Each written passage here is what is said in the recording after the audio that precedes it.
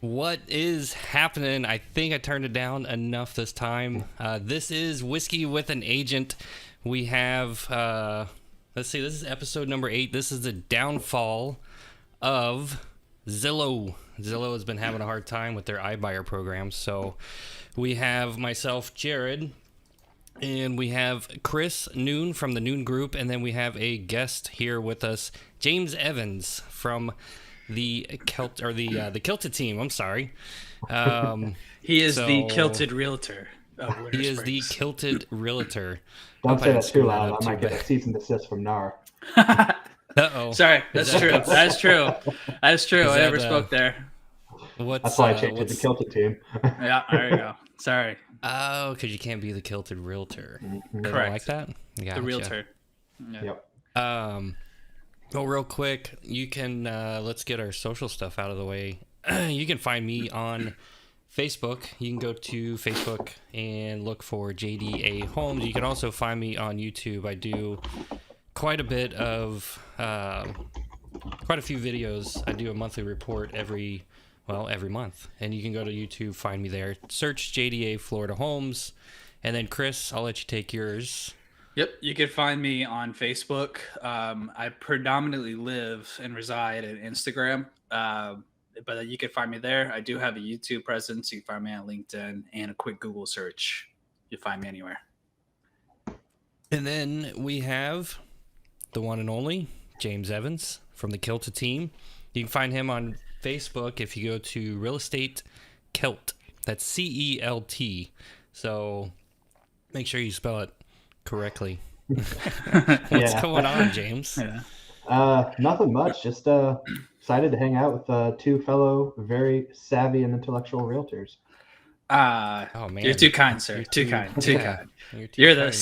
Let's just let everyone know that you are, in fact, a genius, right? Your IQ. Let's go ahead and get that out of the way. What is your IQ here? I've got a big. I mean, it's what IQ. is it, like 200 or something? Nah, I'm not that cool. 143. Oh, okay. That's pretty. Okay. I'm barely a genius.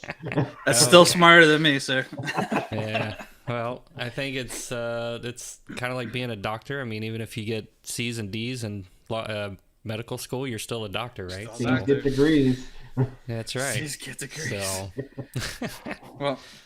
well, everyone, what are we drinking tonight? oh man, I tell you what. Let's let our guest talk first. Boy. Let's let him tell us So what he's got. I don't know if anybody can see what that says with the glare, but that is Kilted Realtor approved.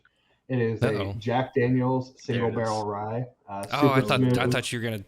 Yeah. I thought you were gonna tell me that was your own barrel of whiskey, your own kilted barrel of whiskey.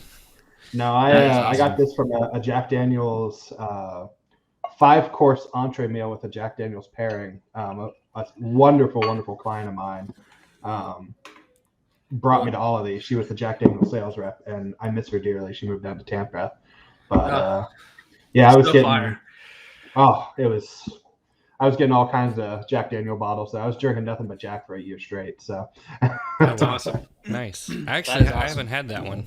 It's that one yet. Super flavorful, and again, Kilted Realtor approved. Laser engraved right on the bottle. That is awesome. You can't get rid of that now. I can. I'm actually gonna fill it with like apple juice or something. Try to give that to some of your guests and see what they say. Tell them, hey, I've got this like really good whiskey you got to try, and it's just apple juice, and see what their. I'd be curious to see what their reaction is. Be like, yeah, James, it's really good. It's kind of sweet. It's not very strong.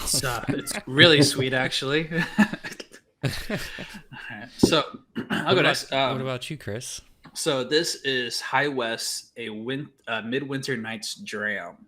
So I got this with my boys during my bachelor party up in Park City, and little did I know it was a $300 bottle, and it is delicious. It really is. So I figure, being that it is a midwinter's night, might as well have a dram or two. Very nice. I love that sound. Yeah, I love that sound too. I do it just purposely. I don't open it until I get here. Yep, squeeze it a little bit so it makes that nice pop. Yeah. Followed by a hit in the table. So what are you drinking other than beer, Jared? Well, I had the beer, and then I've actually I bought a Glenmorangie. What was it? A couple episodes ago, and then it actually had a couple little minis in here. So one of them is a 12-year, and then the other is a 14-year. Nice. So you're gonna be just sipping on those tonight, huh? So I'm gonna sip on these. I mean, don't get me wrong, I've got some more whiskey in there in case these two run out. But I feel it figured I'd give these a try. With our topic, you're gonna run out of that real quick. You think so? I'm hoping you sip directly out of the bottle, though. Just, a little. Yeah.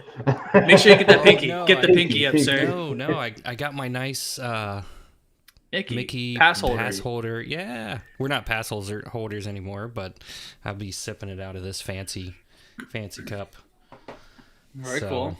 Well, pour your drink, everyone. Let's raise a glass and thank all of our guests for joining us tonight. Ooh, hold on a second. Thank you. Yeah. Yep. And of course, waiting for this guy. I know. Cheers. Cheers. Pinky in the air. There we go. Ooh, buddy. Oh, so good. That is good. Well, before we jump into all the Zillow stuff, James, you're the kilted. I get kelted and kilted mixed up. So you're the kilted realtor. How did that come about? Where does that come from? Yeah, tell us a little about yourself. Well, it actually starts my days at UCF. So I went to school for economics, and it was a super easy degree. I know that sounds really cocky, but I've been doing personal finance, and I've been reading the Wall Street Journal since I was 9 years old. So finance comes second nature to me. I started trading stocks at 15. So I did economics, so I didn't have to do finance. That's really what it came down to. Right.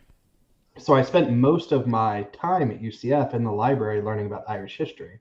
So I bought myself a kilt, just to go to the bars and party.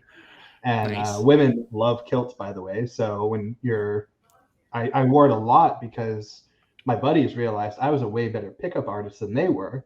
So they would buy my liquor or beer all night, and all I had to do was go find women to pick up for them, and then basically give them a referral. Hey, come here, Jake. I got this wonderful lady. She's awesome, and you guys both are, biology students, whatever.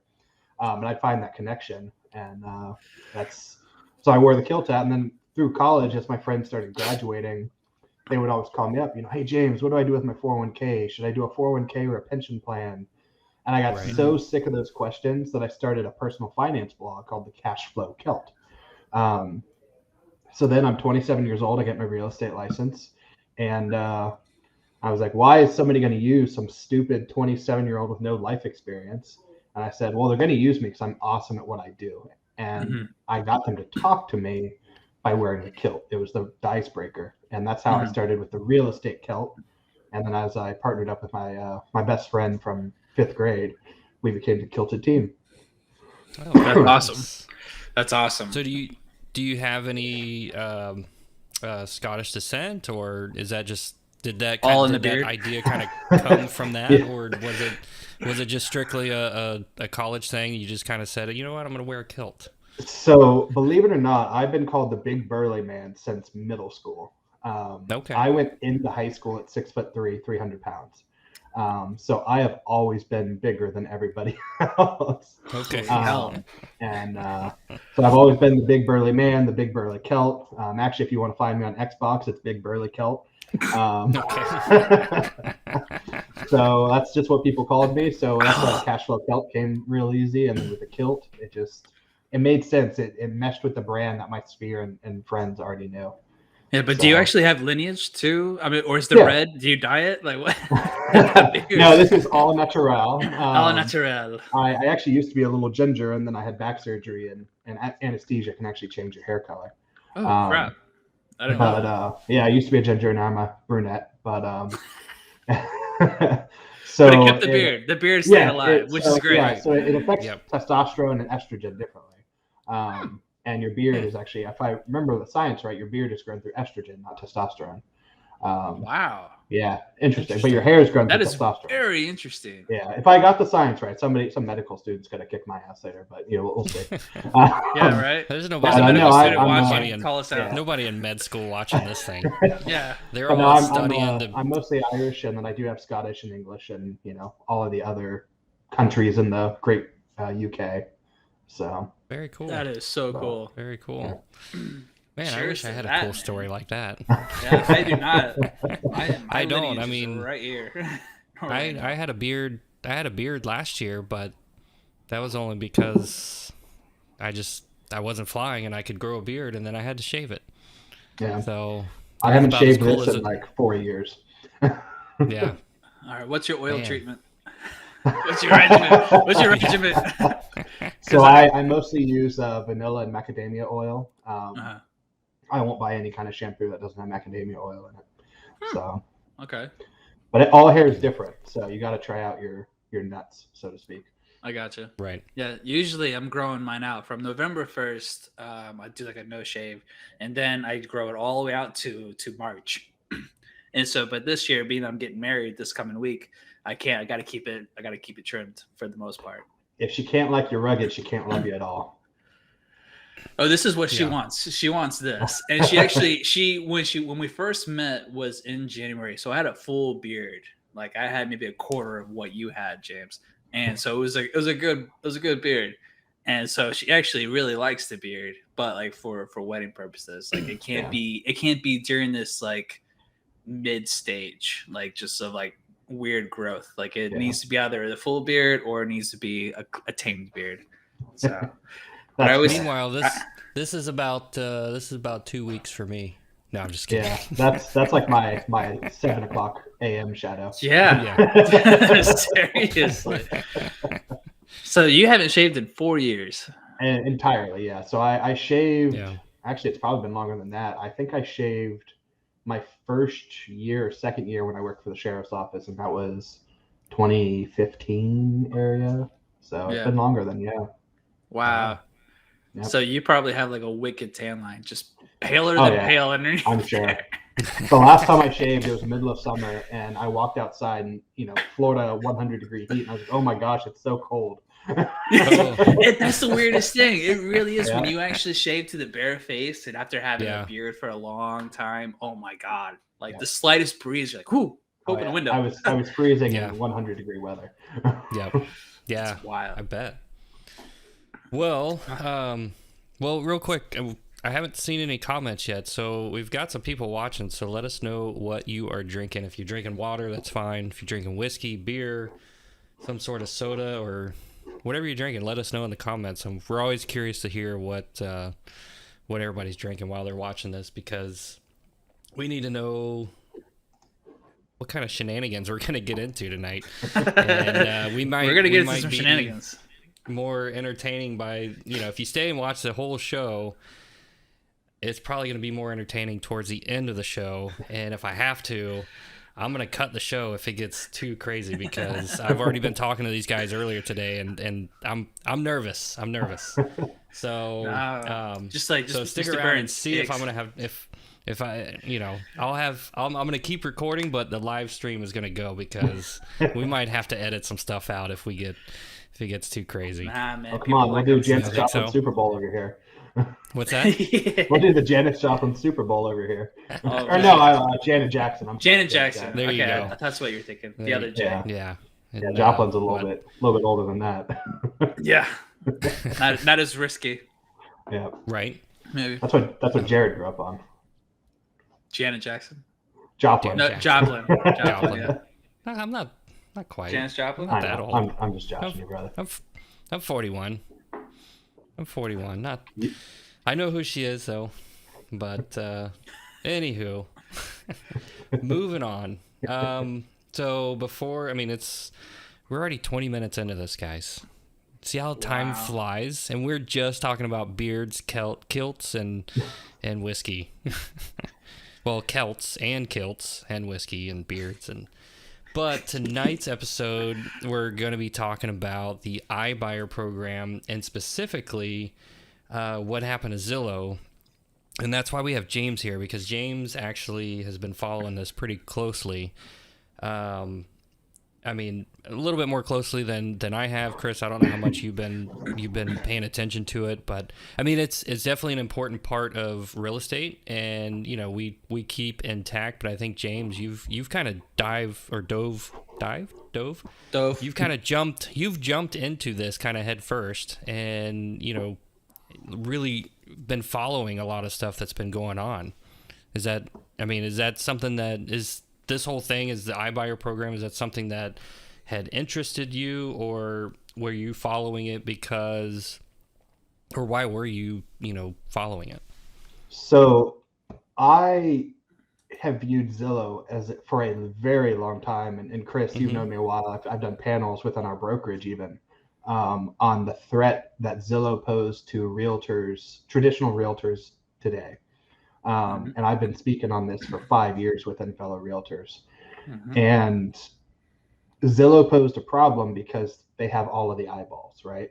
So anybody who's searching for real estate, all of their searches, everybody you talk to starts from Zillow. And that's a problem because their estimates were so inaccurate. They had flawed information. And then if you did click on something, you got hounded by 3, 4, sometimes 5 realtors at a time. So I've been following the Zillow process for a long time. And then when they got their broker's license, they got their mortgage license, they got their title license. So they had a vertical stack, which was a very competitive advantage. And last year I said, if Zillow wins, if they are able to do this efficiently, and proves they can't, but at least not yet. I said realtors don't have 5 years left in the business. So pick your exit strategy. So it's been high on my radar. I will tell you when the news came out, the CEO tweeted that they were stepping back from the iBuyer and due to losses, 357 million. I drank in celebration. So did I. I was like, yes. I was pretty shocked when I heard that they were backing out, and they basically one of the things I was reading about the CEO is he was talking about, he's a swing for the fences kind of guy. So some of the comments and things that he said, he's like, he kind of looks at it as kind of like the game of baseball. If I'm going to go up to bat, I'm not going to bunt. I'm going to swing for the fences. And that's essentially, that's what he said he did. He was swinging for the fences. Unfortunately, it seems like he struck out. He struck out pretty big. Hard. So the Zillow iBuyer program has not made money since they started it. This quarter where they lost 367, that wasn't the beginning. They've been losing 37% per quarter since they started this. This has been a loss-producing asset. Now, I understand their losses are a little bit different than what people think because they're buying it and then they've got those service charges. So they're buying it for reduced value, but they've got service charges on the back end. So it's not as bad as they reported on paper, but they still took heavy losses. And then obviously they had title, and then they had the mortgage side, so they were able to build back some of that money. But it's going to create shockwaves. Yeah, it wasn't doing as much as they had hoped in a fast amount of time. Correct. Plus, they were too reliant on the algorithm, not actually having local realtors on the ground. They claimed they had local realtors and local brokerages on the ground, but those were predominantly their listing agents. And even then, they struck a deal, and they were willing take it the lead and say, throw it up, whatever you want, sure. And so the Figueroa team or in Orlando did Zillow. And Veronica Figueroa. And I bought one of it. Well, not me personally, but a client of mine. And their team was satisfactory. I had no issues with them. But it was very cut and dry. You could tell they had a script of what they could follow. It was not a normal transaction, even with Figueroa team. No, it was very one-sided. Yeah. It really is. Even their contract, if you're selling your property to Zillow, it's one-sided. It really is. You're locked in. It's pretty bad. Even when you sign it and you find out exactly what you're walking away with, you can't back out because of the way it's structured. And it kind of sucks. But ultimately, their algorithm bit them in the butt, and just because they didn't have in or on the ground knowledge and they weren't listening, they were just trusting the algorithm. And I think the really Oh, so you mean to tell me that the Zillow, the Zestimate is not accurate? That's exactly what we're saying. So What? Are you kidding me? the super interesting thing is that they weren't buying on the Zestimate. They had another Okay. algorithm they were using that was going to be Right. the ARV, what we would call in the industry the ARV, the after repair value.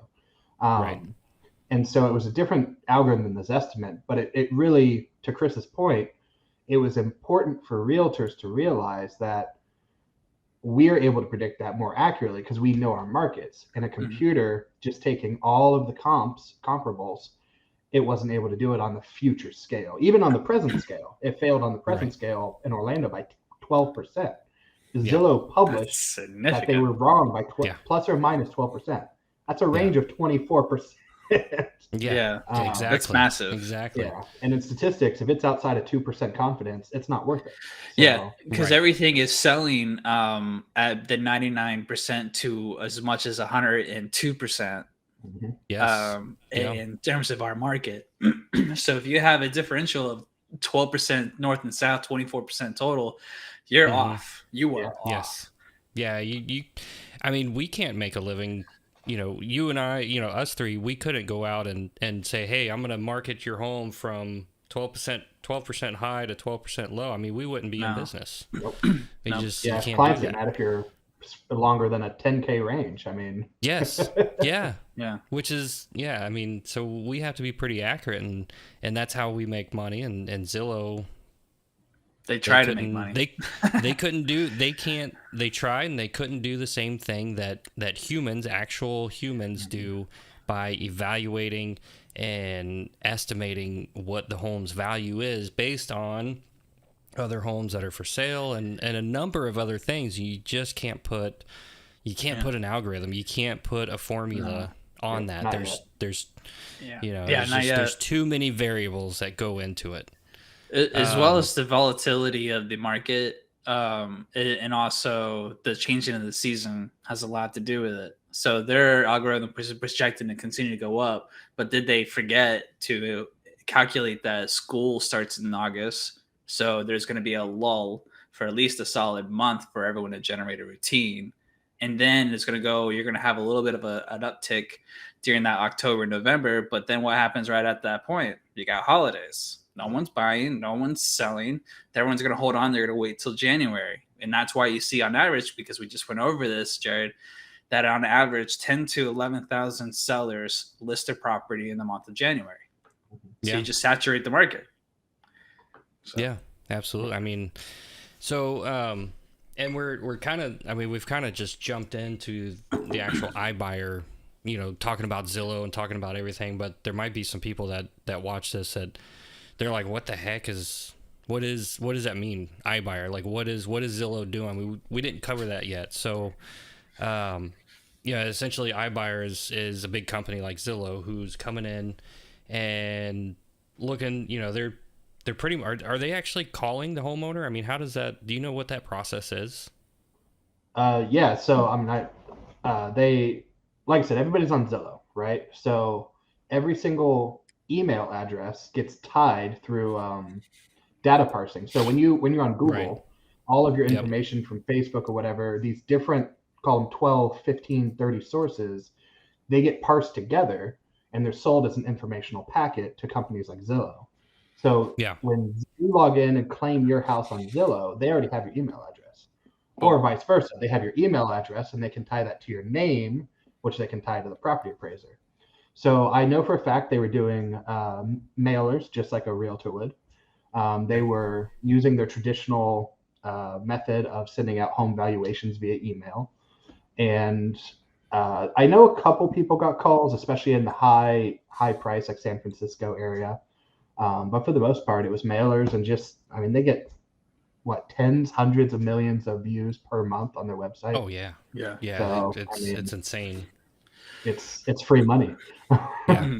Yeah. I mean, And- especially with that kind of data that they're collecting. I mean, they have a huge database to just start Yep. blasting people with advertisements and marketing and mailers and digital ads and all that kind of stuff Yeah. so essentially what they're doing is they're trying to market to, typically they have parameters where they're not, there's certain home parameters where within what certain home, price range, right? So and they're coming in, they're trying to buy it. So essentially they're trying to give you an easy way out to sell your home and not have to worry about leaving it on the market, showing it, going through that whole process. They buy the home and then they take possession of it. And what they're doing is they're essentially going to flip the home, whether they actually improve it or not. I mean, I don't know that they do. Sometimes they do, but they probably don't. most of the time they don't.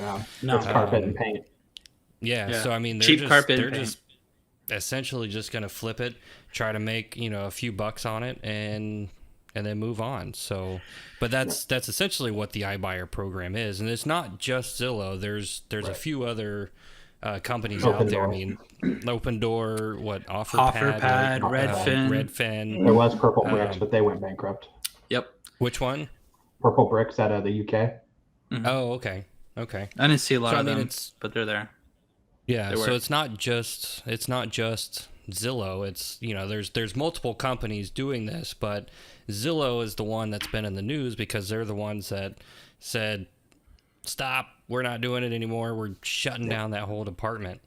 Yeah. So, do you think that's going to follow for the other companies, or are they doing something different than what Zillow was doing? You want to take that, Chris, or me? I was gonna say, I know Open Door. If it's not Open Door, that's OfferPad. They're a couple billion in the hole, I think, if not several hundred million in the hole. So I think a lot of them are gonna learn from this and readjust their whole situation. They're gonna probably dial back for a little bit and reevaluate based on what's going on with Zillow. So I think it's a big, huge, wide open. So I think they're gonna come back with a vengeance, in my opinion.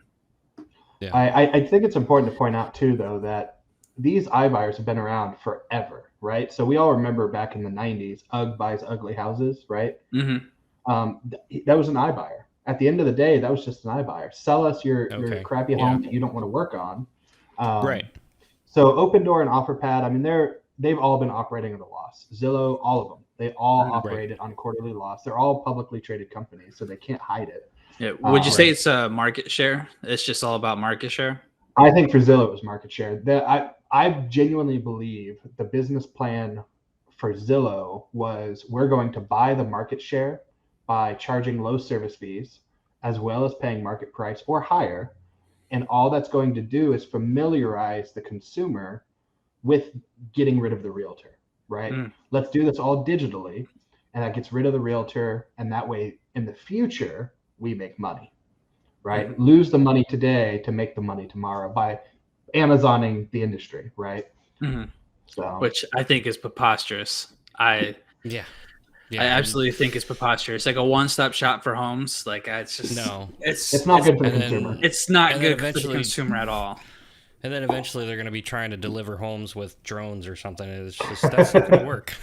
I mean, they did it back in the 20s and 30s. Sears and Roebuck found a way to catalog homes and send them via cargo trucks. Yeah, I remember that. Yeah. I remember reading about that. Those homes sell for big bucks these days too. Yeah. Stuff big Roebucks. So Zillow right now, I mean, because they've shut it down, I know that they've lost right around, what is it, $550 million or something like that. And they're laying off like 25%, a quarter of their staff. Yep. I mean, this is huge. This is not just like, hey, we're shutting down a little piece of our business and, laying off a few people. This is a quarter, 25% of their entire staff. I mean, this is how much they invested and how big they got it wrong. It's just it's amazing to me. It all starts. So you have to remember that was one quarter, 360 million in one quarter, but they've been losing money for the last 2 years, right? Go back and check all of their stock reports every quarter for the last 2 years. They've never made money on this. So yeah, they finally decided to kill it. I think really what happened was in Q2, they took a $500 million bond on Wall Street. And they had infinite money through Wall Street, but I think Wall Street finally said, hey, 37% losses each quarter. That's a little more than we can handle. Yeah. So I think that's really what it boiled down to. Yeah. So I understand that now that they're selling homes, like they have what, like a lot of homes they're selling to investors now, like such as like BlackRock, American And Homes for Blackstone. Rent, Invitation Homes, or Blackstone. Thank you. Yeah. So, It's both on BlackRock and Blackstone. Oh, okay. Yeah, so they've got $1 billion of inventory that's still left over from the shutdown. Mm-hmm. So $1 billion, $1 $1 billion in inventory. Billion. A Holy billion cow. with a B. And they're just sitting on them. So this is what I think will happen with it. And you guys may have different opinions, but when they were buying these, they were selling these directly to the consumer, right? Some of them would be packaged up in a bundle and sold to an investor. But for the vast majority, every home that they bought was being sold on the single family home owner occupant market effectively. Or at least it was able to be owner occupant. But Gotcha. now that they've shut it down, they don't have their title company anymore. They don't have any of those employees anymore. So they're going to have to tie those up into, 20, 30, $40 million bundles. And they're all going to the investors. I know a couple have trickled onto the market recently, but I genuinely believe $1 billion of inventory will never, ever, ever see an owner occupant market again. There'll be investors and large hedge funds and REITs that will never release those to the market. So essentially what you're saying is they're going to take a bundle of houses, say 10, 20, 30, however many it is. They're going to say, I have this many houses in this city. What investor wants to buy all these houses and do whatever you want with them? Yep, that's exactly it. So basically what you're saying is those houses are never going to hit the market for the normal consumer. Therefore, the inventory, those are never going to see the inventory stat, the light of day. It's not going to hit, they're not going to be an option until that investor decides to fix it up and slowly put it on the market. But if at all, but it's just when their portfolio gets just like that big, there's so much money involved that they're never going to really liquidate to lose that cash flow just for an instant payday is never something that's going to happen. No. It's really like there's like a conspiracy that I've been hearing, like whispering. It's just like you'll own nothing but you'll be happy. I've heard that. Yeah, you've heard that, you know. And it's just like when I'm hearing and reading these articles where these giant hedge funds are buying brand new construction at like tens of millions of dollars, at $200 million, entire communities. And it's just like, what is the goal here? To render every American or every like person who has a right to own their own home and their own property to perpetual rent. And like, I don't know, I'm getting conspiratory here. I think that's a great segue. I mean, like I was telling you guys earlier. So last year, it was 1 in 7 homes. As of Q3 last year, 1 in 7 homes was being bought by a large institutional investor. And when we describe a large institutional investor, we're talking assets over $100 million. Like, so they own houses in excess of $100 million. And I'm now almost there. I'm at 99 million, so I'm not quite there yet. I'm almost. But one of these days, I'll be a big investor like that. One of these days. You only need to buy one San Francisco house, right? Yeah, exactly. Quite literally. That's what I'm waiting. That's what I'm waiting on. Yeah, big deal. Yeah. But I mean, so it's 18% right now. 18%. So almost 1 in 5 homes. But the crazier thing, Central Florida, Orlando, the Orlando market is at 23% of homes are being bought by large institutional investors. 23%. It's so staggering, and it's blowing my mind because every home that I've listed so far this year, and the number is at 15. So I've listed 15 homes, and every single one of them had more than 2 or 3 offers of just purely investors, like big companies willing to pay at value or slightly above. Yep, and it's I just sold one too. It's an invitation by Open Door. So Open Door was their brokerage, and then Invitation Homes was the buyer. No kidding. I don't. Interesting. Usually, these iBuyers, these companies, they buy it for less, but for some reason, because it seems to be like on a rampage ever since the pandemic, that they're willing to go, like they're like doubling down hardcore. And It's rental prices. Zillow, well, are Rental you prices. really getting that much more Rental from the prices are rental? accelerating faster than home prices. In Orlando right now, rental prices are rising at 22% compared to 13% home values. Wow. And like 4 years ago, the average rental rate increase was about 7% a year. Jesus. Yep. And with So more and more homes leaving the market forever through these institutional investors like Invitation, like Open Door, like Blackstone, BlackRock, it's going to tighten the inventory that we're already having problems with. I mean, I genuinely, I've been talking with our Florida legislators about what they expect, what they're anticipating to do. So do they have any like ramification? Can you put like sanctions like on these companies from? Not the company. So there's an interesting case study, and I would highly encourage both of you as savvy realtors to check it out. So Toronto, Canada.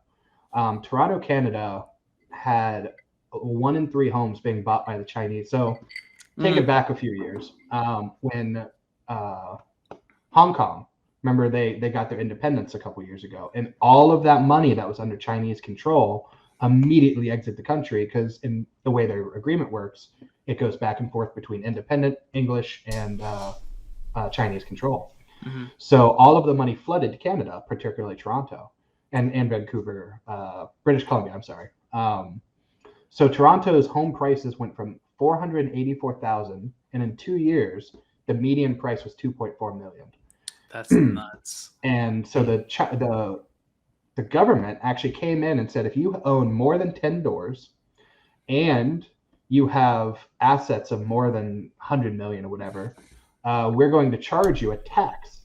And it's basically a large hedge fund tax. And it was 24% on top of the pricing. So it's just an additional fee.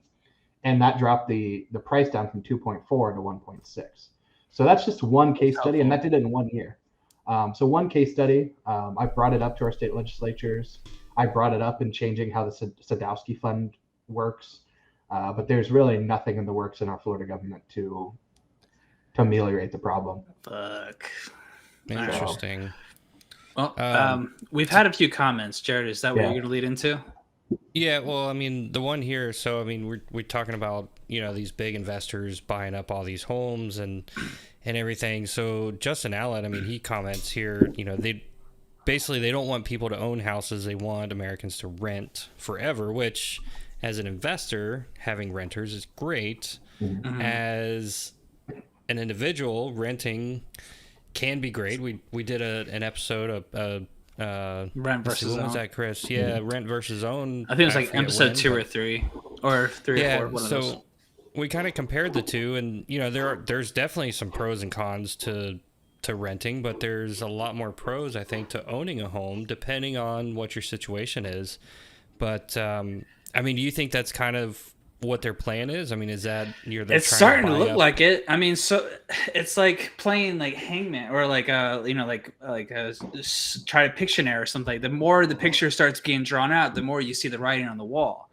And it's just like when I'm starting reading these articles and then I'm hearing these whispers, like you'll own nothing, but you'll be happy. And it's just like, oh gosh, it's just some ominous shit happening here. Like, is it really happening? Is there going to be a shift in power? Is there something bigger looming around the corner? And like this COVID was just a catalyst of something. So like my mind goes deep sometimes. And the whiskey helps. I don't think it's quite that malicious. I really don't. I think that's what's going to happen. Don't get me wrong. But I think it's just Wall Street finally said we want a piece of real estate because it's a multi-trillion-dollar industry. What's the trillion? What's the trillion? It's like 100 trillion or something like that. I actually don't know that number. Okay, but I know it's in the trillions. Oh yeah, no, definitely is. So I think it was just Wall Street decided they wanted a piece of the action, and Wall Street's bigger than anybody else. They're going to get the money, and once they put their nose in, it affected the markets nationally, internationally even. And I mean, because you look at China or even Hong Kong, So those little pods, if you've ever gone and seen the photos of them, they have literal pods. We're talking 80 square feet, and those rent for $1,500-$1,600 a month. And that's how bad the housing situation over there is. Well, they also have like how many hundreds of millions of people? Yeah. Do they have a billion yet? That's not Hong Kong. Or I'm sorry, that's not what is the island? I'm sorry, I think I was talking wrong. Island? Hong Kong is China, but yeah, it's the island that England and China. Anyways, I don't think it was necessarily malicious. I think it just came down to the fact that Wall Street started buying up the houses. Because of that, sales prices went up. That pushed buyers out of the market, which pushed rental prices up. And you also have to look at our local government. So I live in Winter Springs, and we hate development. Oviedo hates development. And you cannot build here. You cannot build housing here. You cannot build multifamily here. And all we have are single-family homes built on quarter acres. Yep. And we bring 1,000 people a day to Florida. 1,000 per day. I can tell you they're all coming to New Smyrna because I'm telling you, there's like every time I turn around, there's a new development going on. Yeah. There's some new neighborhood. There's a ton of new homes coming up. There's new shopping centers, all kinds of stuff. They're all coming out to New Smyrna. Yeah. And I don't know how I feel about that yet. Yeah. Well, here in Longwood, there is just like kind of Winter Springs and Oviedo. Like they do not want to see single family, but they're starting to creep in. They're starting to creep in Longwood. And but at the same time, it's just like, yeah, we got to give these places a place for these people to live. You know, when you jump from 67,000 people a year to 365,000 people a year, like something has to give. You have to be able to accommodate all this influx. They have a right to a house. If they can't get a house because they're being outbid, what's the alternative? Yeah. And I like the developments that are going up where the first floor is all commercial. So you can have your shopping, you can have your commercial, you can have your banking, you can have a bar restaurant, and then you have people going above.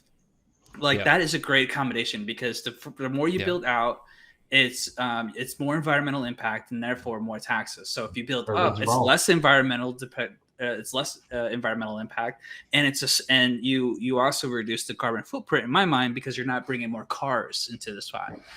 So it's a real catch-22 because and some of these multifamilies are starting to look really nice and look really inviting because they're getting a lot better. And plus, I see the cities and what's that? I think he's my dog. Sorry. I see your dogs back there. Nice. Sorry. I'm going on a tangent. You ruined me. I know. You monster. Well, I lost my next thing you know, it's like 2 hours and Chris is still talking here. And I'm like, where's everybody go? Yeah. I'm just kidding. But like the way that they're getting nicer, and has a lot to do with what the city desires and what they make in them to change. Like I want it to be nicer, I want it to be more inviting. So this isn't I don't know, I lost my train of thought. I'm sorry.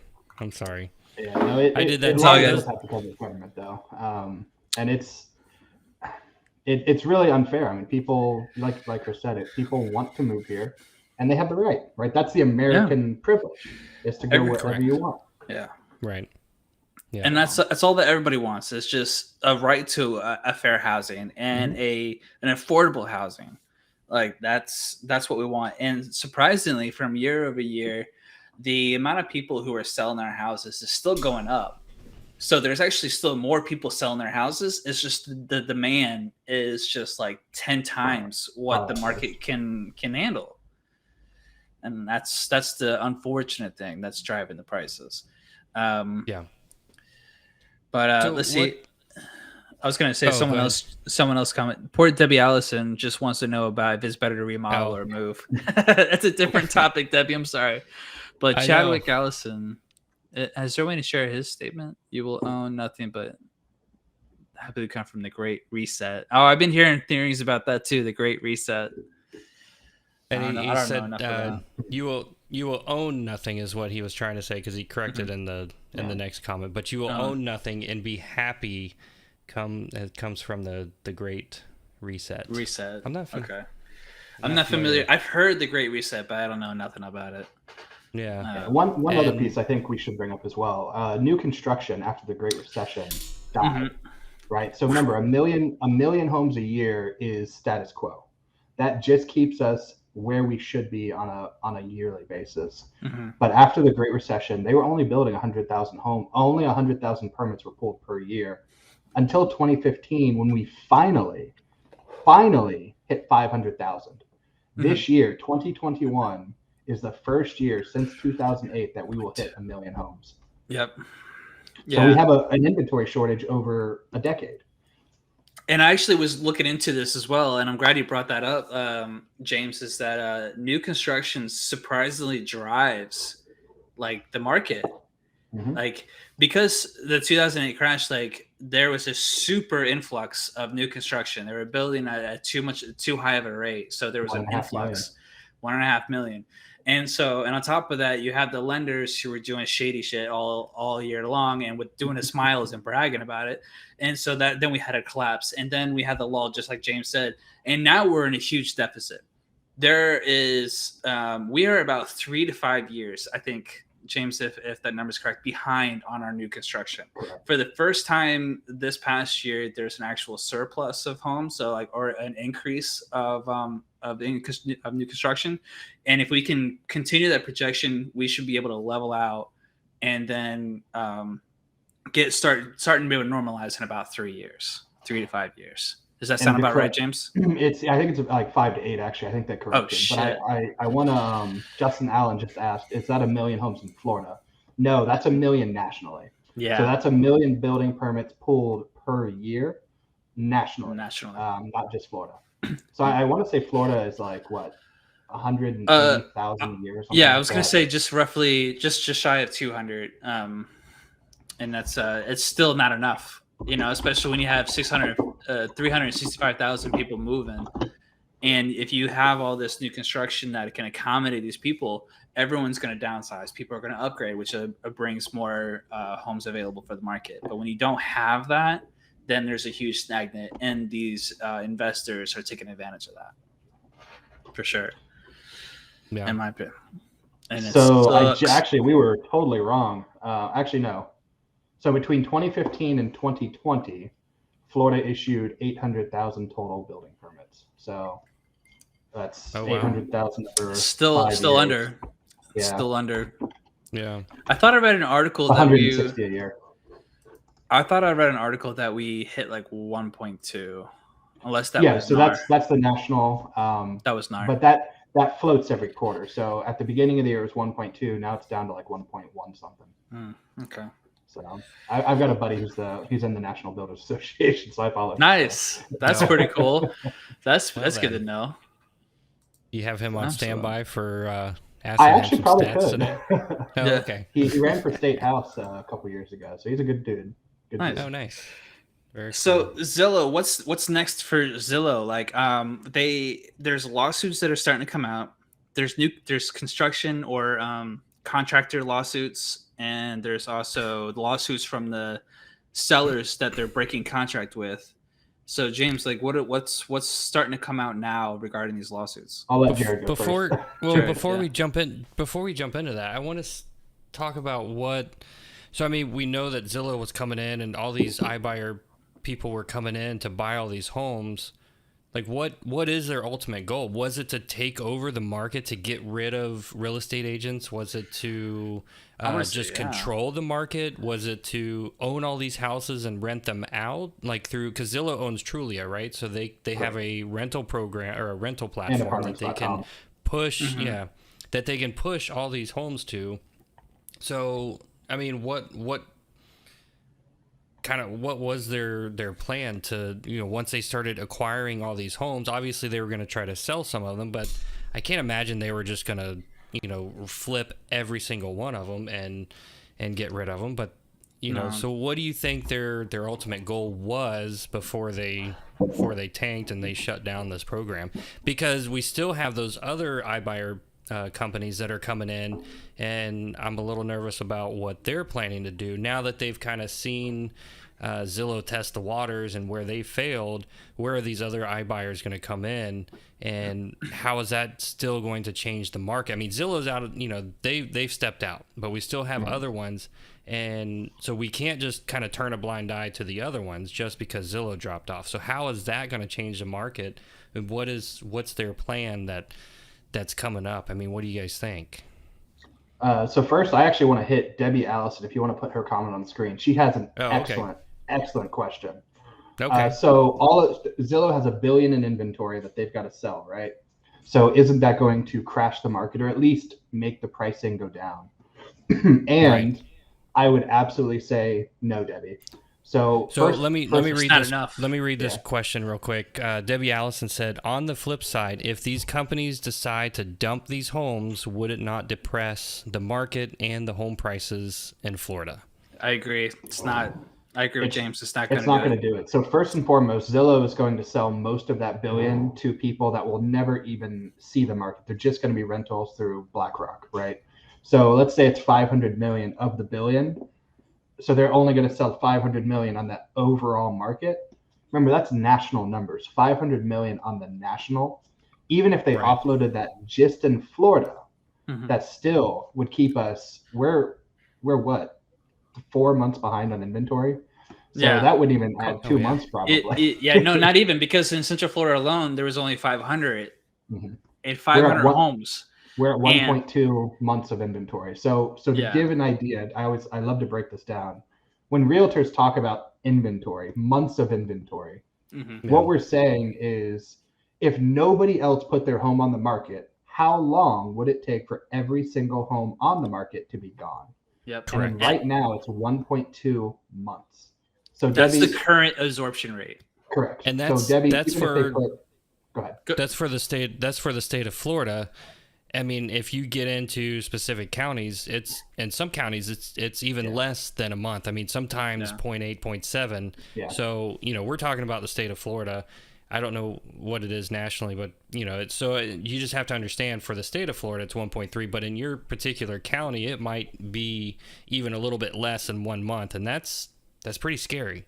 So there was a point that Denver, Colorado was a 0 month inventory. Was it? I had a friend who, as soon as her home hit the market on the MLS, she would automatically get 10 offers.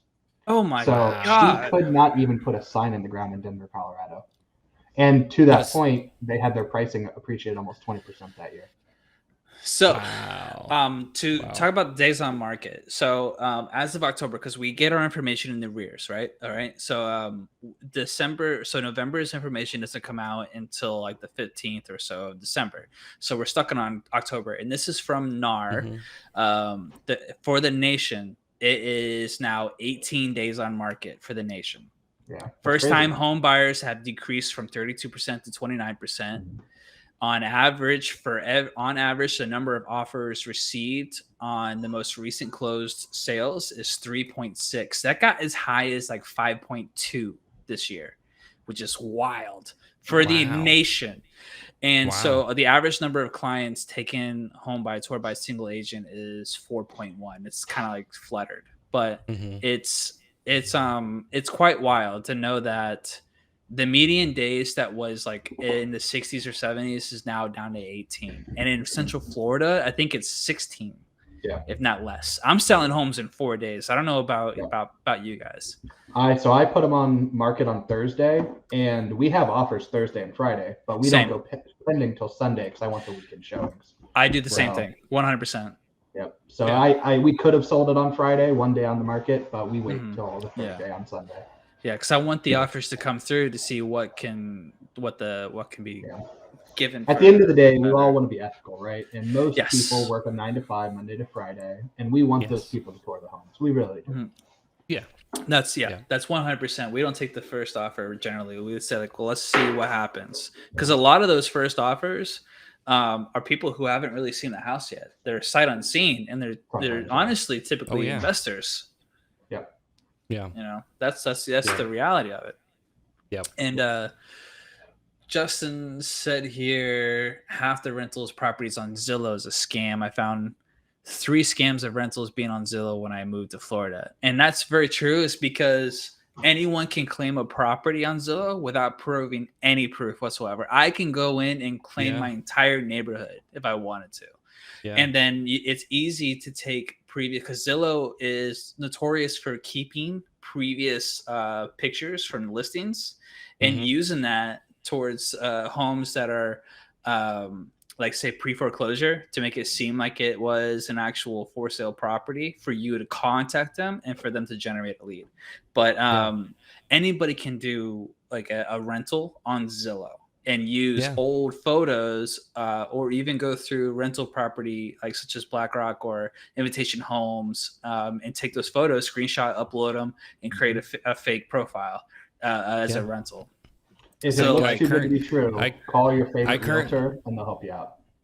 I currently have a 2-story shed in the upstairs. It's a 10 by 10. I've got it listed on Zillow or on Trulia for rent. So if anybody wants to rent it, let me know. It's it's beautiful. A walk-in closet. It's not finished. It's not air conditioning. It's not insulated, but you can come rent it. It's not a scam. I have a walk-in closet that's available for rent right now. It smells like shoes, but it's a house. It's a room. There you go. That's actually incredible to talk about the rental market as a whole. And we can go back to the iBuyer, but there was a rental in California, San Francisco, and it was a huge house. So we're talking a McMansion. And so when we say a walk-in closet, it's a big walk-in closet. But they made it a rental. They closed it off, put an exterior door, and this 90 to 110 square foot walk-in closet they converted to a bedroom for somebody to rent for like $1,000 a month. Yeah, crazy. Oh my god, how crazy! It's I don't know if you're cheap or just brilliant. Well, I mean, California has zero. When we talk about nobody can find homes in Florida. California is way worse. Way worse. Oh yeah. California, Arizona, and Phoenix, Texas, and surprisingly Washington. The state of Washington is like so high in terms of the buyer pool, which is just baffling to me. Like of those, Texas makes sense, Arizona makes sense, kind of, but for Washington and San Francisco, like it just doesn't make sense to me. Yeah, I don't get it. I see Joe. Joe just joined us. And, Hello, Conley. He's over there laughing like crazy. I bet you he's drinking something. He better be drinking something. Where's the cigar, Joe? Where's that cigar? Yeah, he's never come out in the earlier. He said he's got plenty of cigars. I'm sure he's smoking one right now. Here you go, Joe. Here's the cigar. Saving it for you and me, brother. Oh man, what you got there? So this is it is RB Legacy Cigar. RB Legacy Cigar. Just waiting for it to kind of. There it is. Yeah, there you go. Nice. So I'm not sure how it is. So like my local watering hole is starting to sell cigars, and he got this because his store is called Legacy Liquor, and the cigar rep was selling Legacy cigars. So I decided to get it because Joe and I are supposed to be getting together at some time to have some whiskey and a cigar. So that's funny because Joe and I are also supposed to. He owes me a couple of whiskeys. Wow, Joe! I thought I was the only one. He's been telling me he wants to kill up and go on the town for 2 years now. Okay, so this sounds like a night out then. It sounds like a night out, and it's gonna be all on Joe. That's what I'm hearing. That's right. I mean, he's offered, so it sounds he's sounds like he's paying for everybody. Sounds good. I like it. I love it. So, what's the next step, Jared? Like, you have like the kind of timeline here. So, like, we started jumping into, and I derailed it by kind of stepping back and seeing what the plan was for all these iBuyers, what we thought they were going to be doing. But right when before I derailed it, we were about to talk about like the lawsuits. So I know we talked about off or before the show that there's a lot of lawsuits that are coming against Zillow. And this is something that James was bringing up. So I'm not sure. I haven't followed that as closely, but I guess there's a lot of lawsuits is it from home buyers? Is it from other people in the neighborhoods? Okay. Yeah. So I'm speculating. Speculate. I love speculations. All right. So here's what I see happening. And so Okay. this year alone, I've lost about $3 million in listings to Zillow. Because they Jesus. just, yeah, I was pretty upset. Uh, but the most recent one, she was on the tail end of right when the iBuyer program closed. She was supposed to close in January.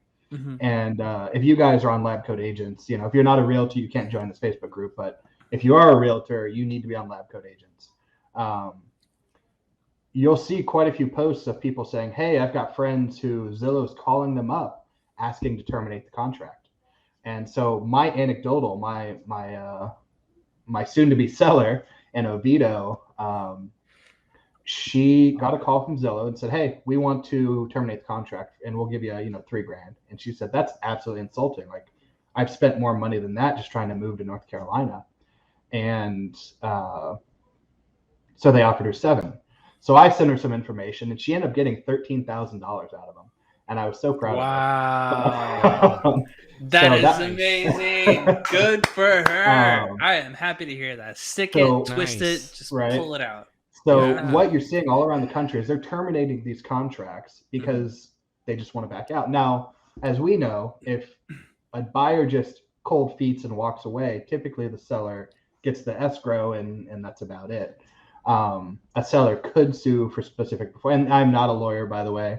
I'm purely like, this is, public knowledge, if you will. Yeah, this is public knowledge. This is realtor information. Yeah, so this whole time. I thought about going to law school. Our kilted lawyer. Yeah, there you go. That wouldn't be trademarked. I could use that. That would be trademarked. There you go. All right, but continue. Like, where are we at? But so you've got all of these Zillow buyers canceling.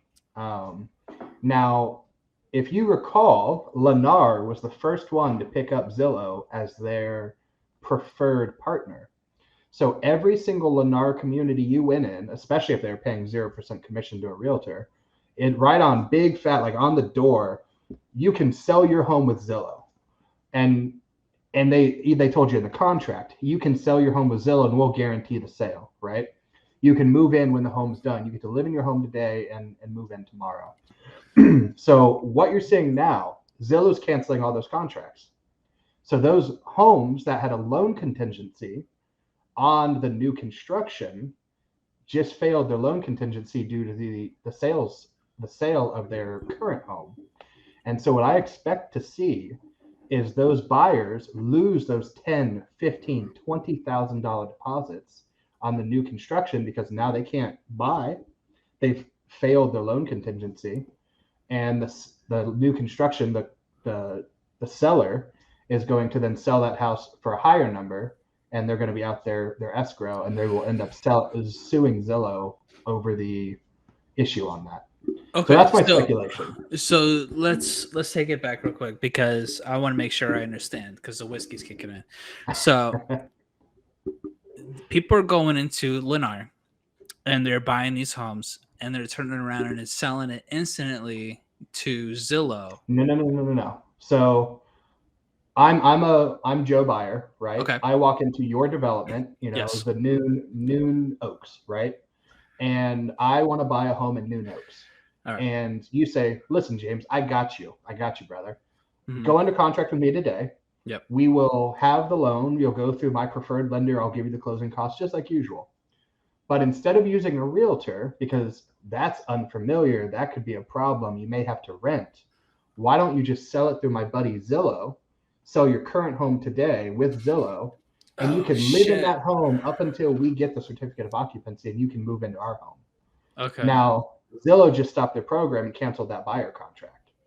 And now me, Joe Buyer, on Neun Oaks, I just failed my loan contingency because I can't sell my home in time for the home to be built.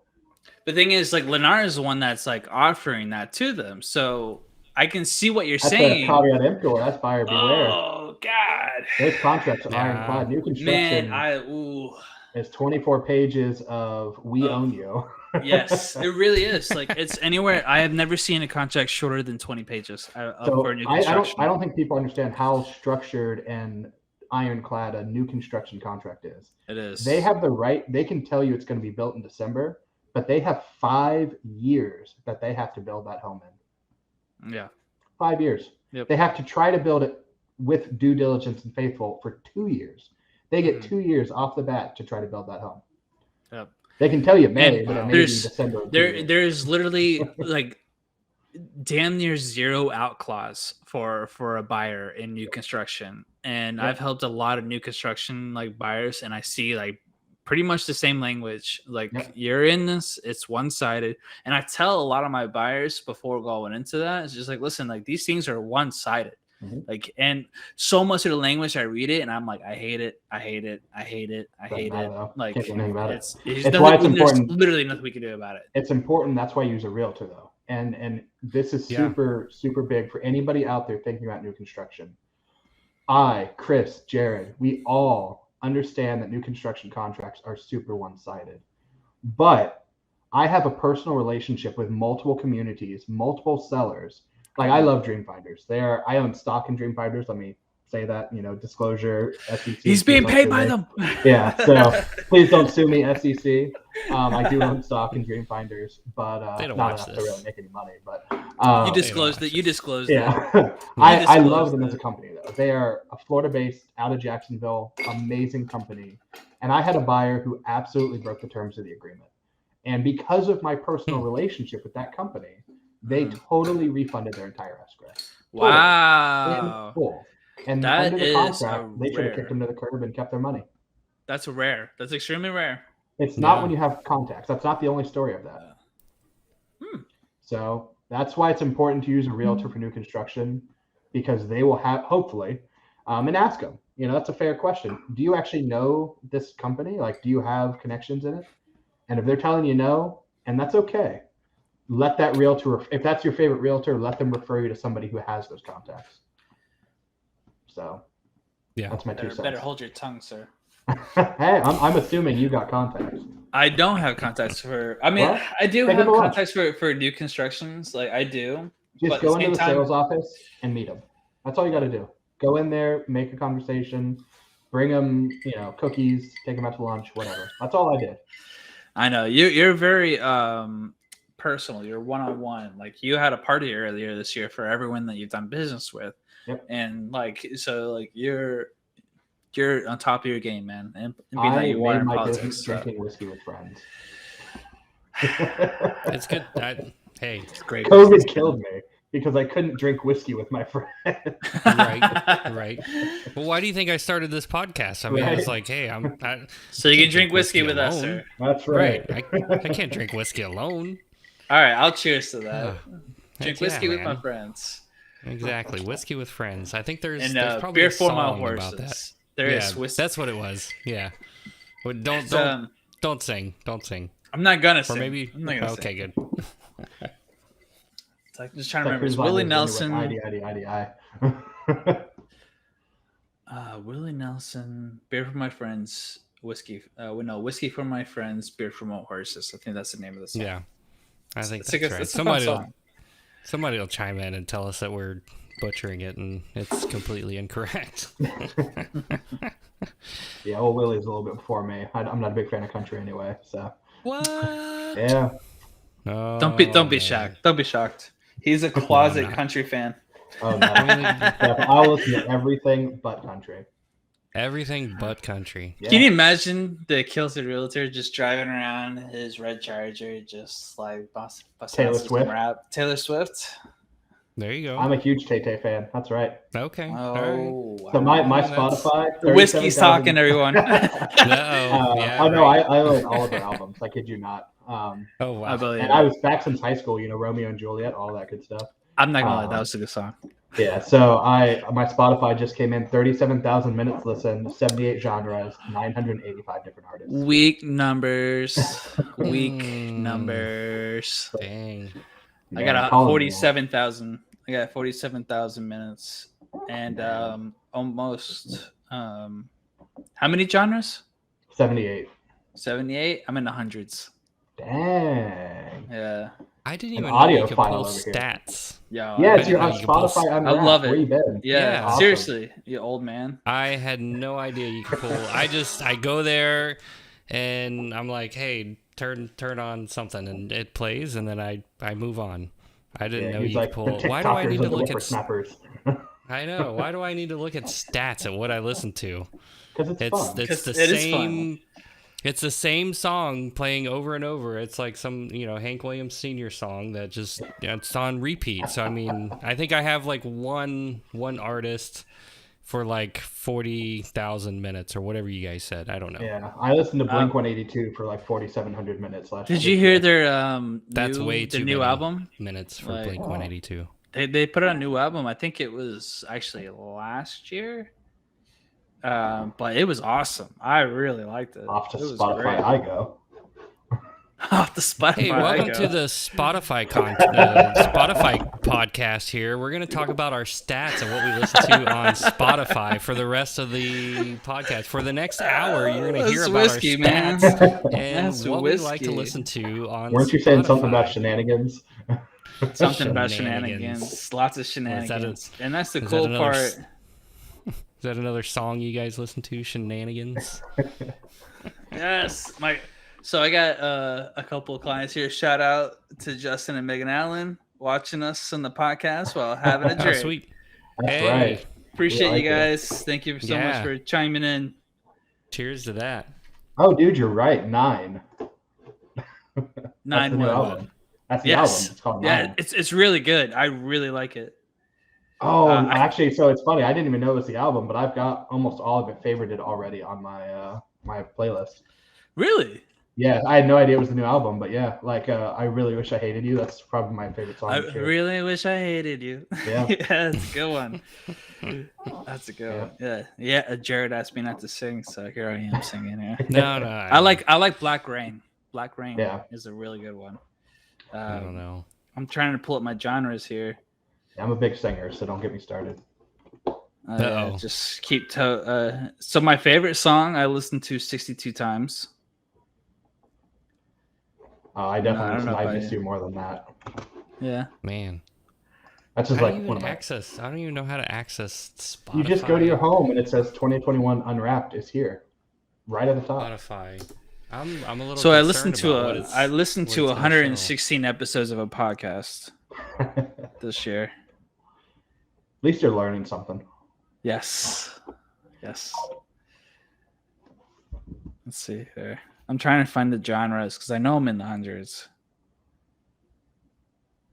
Hey, what does everybody else out there listen to? Put it in the comments. 'Cause What did- apparently what did your we've run out of Spotify come up stuff. with? We've apparently run out of stuff to talk about. No, I we thought actually- Oh, this I was can gonna go. badmouth Zillow all day. It's fine. I thought we were gonna be like 2 hours talking about Zillow, and here we are talking about Spotify.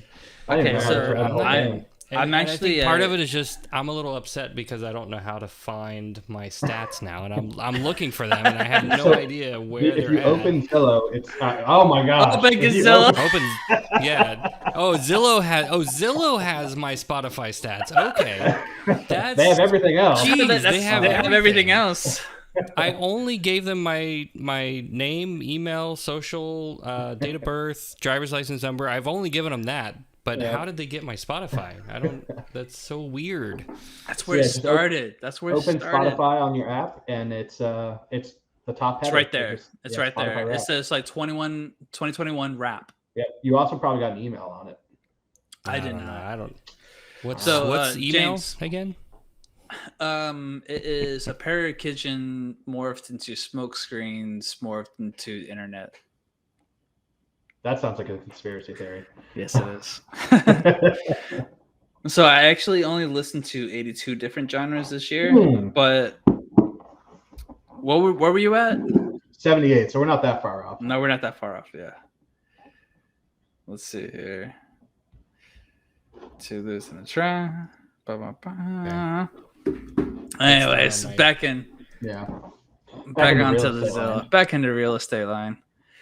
So So it's fun. with all these lawsuits, because we didn't really go too much into it, like I'm seeing, they say they had contractors in construction, not new construction, but just construction in general.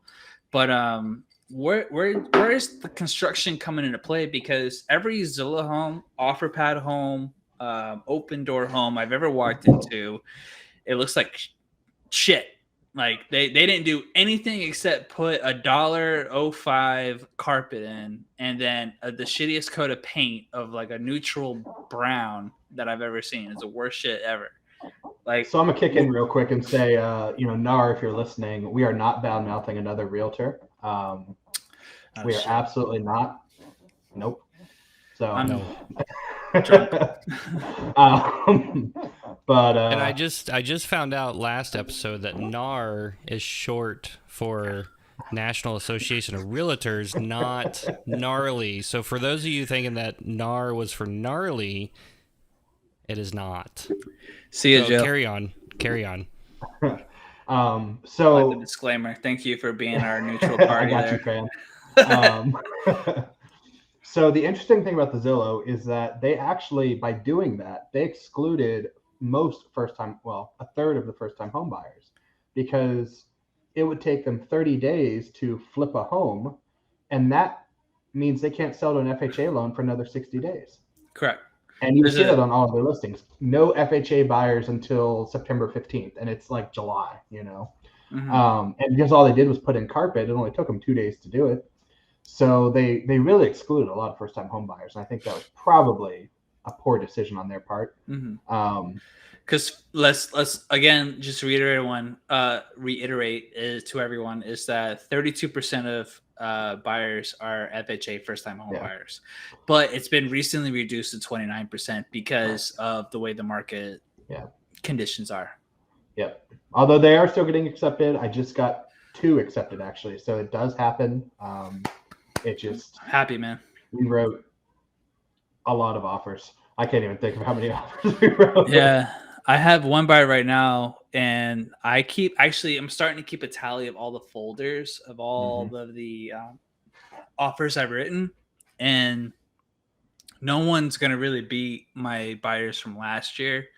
The amount of offers that we wrote, just because their price point was at like the 200 to 205 mark. Yeah, which is but this buyer that I'm talking about right now is between the 3 and the 400 range, and so that's a good price point. But we, just from what I've started calculating or holding on to, we're over 12. Yeah. I had one last year of 32 offers. It was incredible. What's the price point? 32. About 220. 220. Yep. Yeah. But they really, really wanted Seminole County. I was showing them in Deltona, but they really, really wanted Seminole County.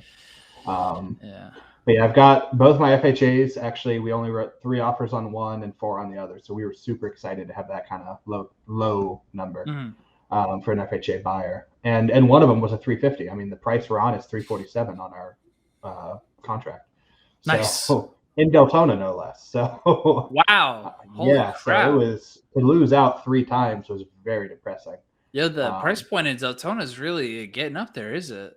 Yeah, so median price in Deltona has risen quite a bit. It is not uncommon to see 300,000. So I had a home. Yes. He bought it 2 years ago with me, 172,000, and we just sold it. I priced it at 235, which was 18% over the next comp, and a perfect comp, by the way. Like, square footage was equal, new roof, everything. Right. I priced it 235, which was above the comps, and we sold it for 250.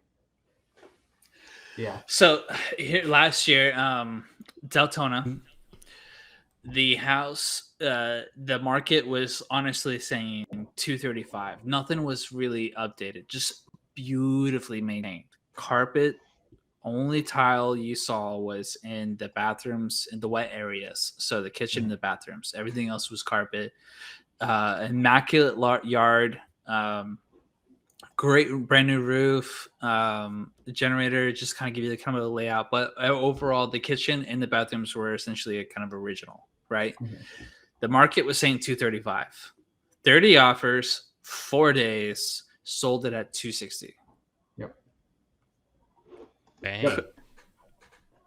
Yeah, and I told my sellers, I was like, this isn't gonna appraise, and it didn't, but yeah. But that's whatever. But some of these buyers are willing to waive the appraisal, and they got the money for it. It appraised at like 240, and we had them guarantee in the contract a $10,000 appraisal cap because we had 16 offers in like a day. So gotcha. We definitely got sidetracked again. I want to go back to like the where are these contractors? Like, where are these lawsuits coming in for the contractors? Do you know anything about that? No, I would assume Zillow paid their contractors. I would assume most of the lawsuits are going to come from sellers that Zillow is backing out on, and maybe even new construction where they had partnered with Zillow on the assumption that they would buy these homes, and then they backed out on those buyers for the new construction. So those are where I see the lawsuits coming. Mm-hmm. Debbie just posted a great comment or a question. Is Zillow becoming a near monopoly when it comes to real estate coverage, internet pressure, and real estate marketing? They kind of already were, to be honest. They were on internet and real estate marketing Yeah. because they do produce the most views per month of any real estate asset. We'll just call it an asset anywhere. Yes. But in terms of a monopoly in real estate, no. That was the goal. And so I think that was originally Jared's question. What is going to happen next? And to phase into that, I'll use Debbie's as a segue. I think Zillow genuinely wanted to take over the market and kick realtors out. I think that was genuinely their goal. Yeah. I don't believe that to be for Open Door OfferPad. I think they just want to be an outlet for sellers who don't want to go through the rigmarole of listing, which is fine. That's a great, that's a niche environment. That's perfect. It's wonderful. I have no problem with that. But I think Zillow really wanted to change the game completely. Oh yeah. They wanted to sort of weed out the agents, but start hire. I mean, essentially they would end up having to hire salaried agents. And that's where the market's going. That's what they want to do. They want to hire salary. I agree with James. So check out Mark Spain. Check out oh my gosh, who's the guy down south?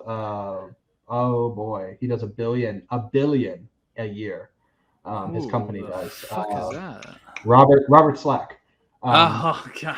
Robert Slack does $1 billion. They have salaried. Redfin's salaried. Zillow is salaried. Mark Spain is salaried. Now they have commission-based agents as well, but that's where I think Zillow wanted the trend to go. Get rid of realtors on commission and go to a $40,000-$50,000 a year salary with bonuses. And that isn't appealing to most successful agents. No, which is honestly just less than 20, which is honestly probably around 15% of agents right now. What do you think they would pay salaried agents? I mean, so I got a job offer from Side Real Estate, and they are a salary-based company. They start you at $40,000, and I said, okay, so for me to make what I make today, how many deals do I have to sell? 95. Fuck that. And I said, okay, well, if it's 95, how many of them are listings? And she goes, maybe 5 or 6 a year. And I was like, absolutely not. That. Absolutely not. No way. I straight up told her, I was like, so she goes, what do you want for a salary? And after she told me all that, I was like, 150? And she goes, we can do 40. I was like, this conversation's over. Yeah, forget that. Fuck that. Yeah. Jeez. Absolutely. Maybe 5 listings in this market. Yeah.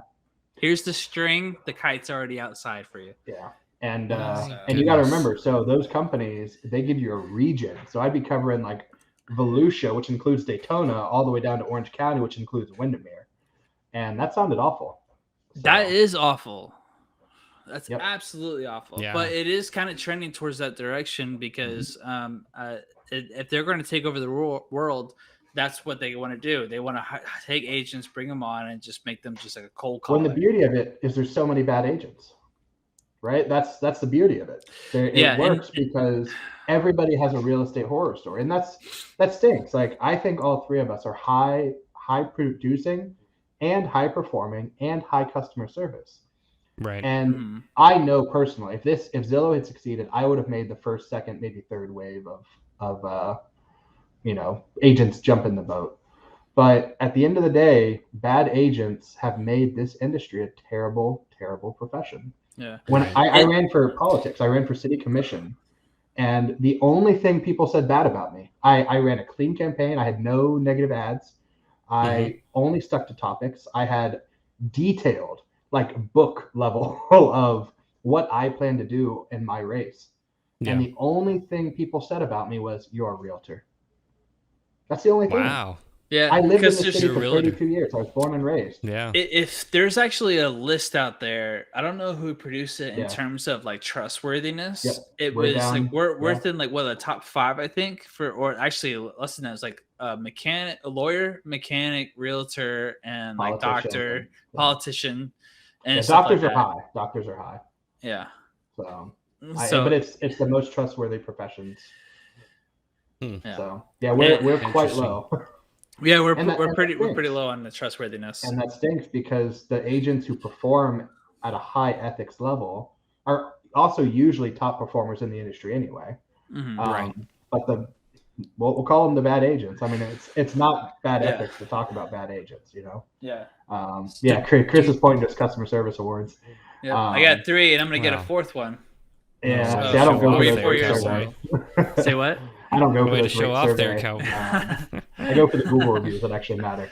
Yes. Right. I've actually Yeah. been pushing more and more people to the Google Yeah, reviews. you should be. That's- As an agent, yes. you should be. That's Yeah, good for agreed. hardware, but you should be going. For Yeah, Google. that's what I want. I want the hardware, but the Google is the second. Yeah. For sure. Yeah. But So how do you you know, think? How do you think a salaried employee, a salaried agent for Zillow, for Redfin, for whoever, would compare to a commission-based real estate agent? I mean, It's called the license, Jared. yes. It depends. And- Well, they're usually licensed. yeah. It honestly I- depends. I- I've dealt with Redfin, and they're the guy. So one of my clients who bought down in Tampa, I told you about the Jack Daniels. Mhm. The agent we dealt with on that was a Redfin agent. He was spectacular. I have no problem saying that. I know what he made on that deal. I saw the closing disclosure. He made pennies, but he was a great agent. And I know Right. that he was closing probably 100 deals a year for them and making 6 figures, which is fine. Wow. But I've met with a lot of bad agents at Redfin. Yeah. So Or just statistically, in I mean, general. the salaried agents in general. probably aren't going to be It's as the good. old question of quantity versus quality, right? If I Right. have to do 85 deals, right? So this year I think we're going to do like 30 something, 40 something. I don't know. Right. Last year we did 30, 34. Yeah. So in that number, if I have to do triple the volume to make the same amount of money I made this year, by definition, my quality has to go down because I only have so much time in the day, right? If I intend to have a family, and you can see the Christmas tree, right? I've got a kid. You saw my mom and the dogs walking in the background. I take care of my mom who's got dementia. I have a life outside of real estate. And so You are a human. Yeah, 30, 40, Under that 50 beard, deals. under that Yeah, beautiful, right. luscious beard, sir. there is a man. With a heart and a soul for his family. 30, 40, 50 deals is about all I can take without hiring extra help. And they don't have help. They are them. All they do is those 100 deals a year. And it's slavery. It's honest to God slavery to get those deals done. Yeah. And for only getting like 50 to 60, you said, or 40 to $50,000 a year, that doesn't cut it to be able to do that much Well, that's work. the It base. really is. Yeah, that's the base. Yeah. The more homes Yeah. you sell, the higher your bonuses get. But still, like, it just doesn't make it when your phone is constantly just ding, ding, ding, ding, especially when you're closing that many in a time frame. Yeah. It's exhausting for me. I'm a one-man band. Yeah. I closed so far I am at I always keep my numbers right in front of me so I can just stare at them. I haven't looked in 2 months. That's why I didn't know. I usually know. So I I'm don't at, even know I'm at my Spotify 30 numbers, units. let alone my. So I'm at 30 units this year. My phone just didn't leave my ear. Like I'm like deaf in one side for sure because of this. But for someone to do like 95, they get their license and jump straight into Zillow and to accumulate that much work without any real life experience, you are Right. definitely tipping the scales of quantity versus quality, and Right. it's not going to work out for the consumer. That's why iBuyers is not healthy for consumer. Do they have a place such as OfferPad and Open Door? Like, Absolutely. and then absolutely yes, 100%. Because if I'm somebody who is for work and I have to relocate within 2 weeks to another place, like Open Door, OfferPad is definitely a place that you should definitely consider. But when a conglomerate such as like Zillow comes in and tries to just change everything, flip the whole industry upside down, Right. it bit them in the ass, and Yeah. rightfully so. But at Yeah. the same token, everyone's going to learn from this. Everyone's going to make adjustments. And did it delay realtors from being obsolete? Yes, but for how long? That's a question to be had. That's the big question. Yeah. That's the big question. I doubt Man, what if they succeeded? That would have been they're going to succeed. Like Yeah. realtors, unfortunately, is going to go by the wayside. It's a matter of time. It's not a matter of like if, it's a when.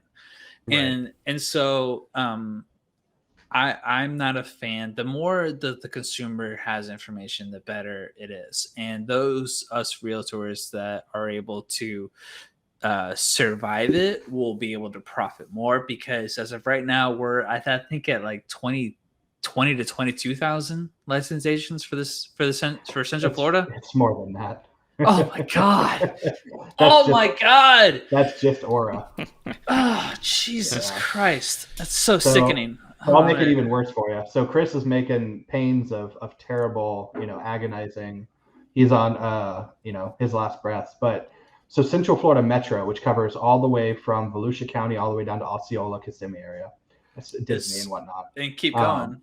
Into Hillsborough a little bit, which is Tampa. So that's 2.4 million people in the Orlando Metro. So Aura, which is the Orlando Regional Realtor Association, has like 24,000 agents. Now, that doesn't include the Osceola County Regional.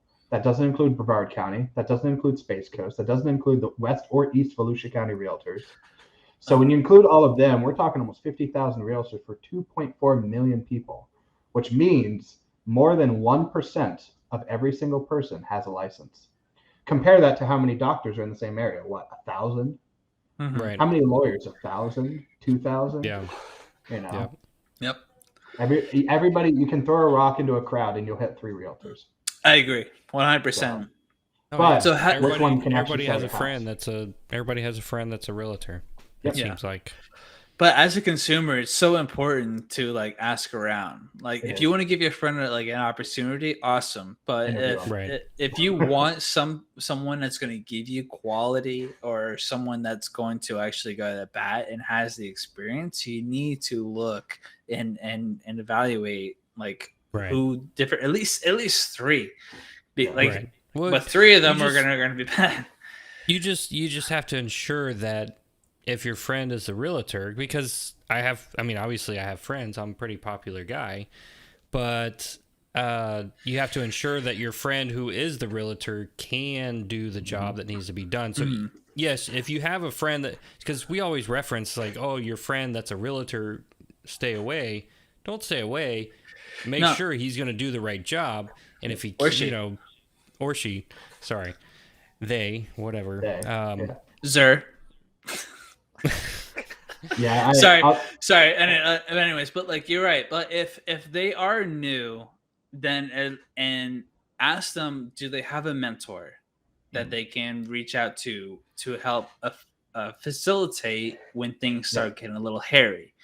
So, because everyone starts new, and I'm not about dishing a new person, but like if you want to give your friend who has a license and is brand new an opportunity, 100% do it, but also ask them, do they have a mentor? Can they rely on their broker? And if the answer is no, can we find somebody that can give you a referral?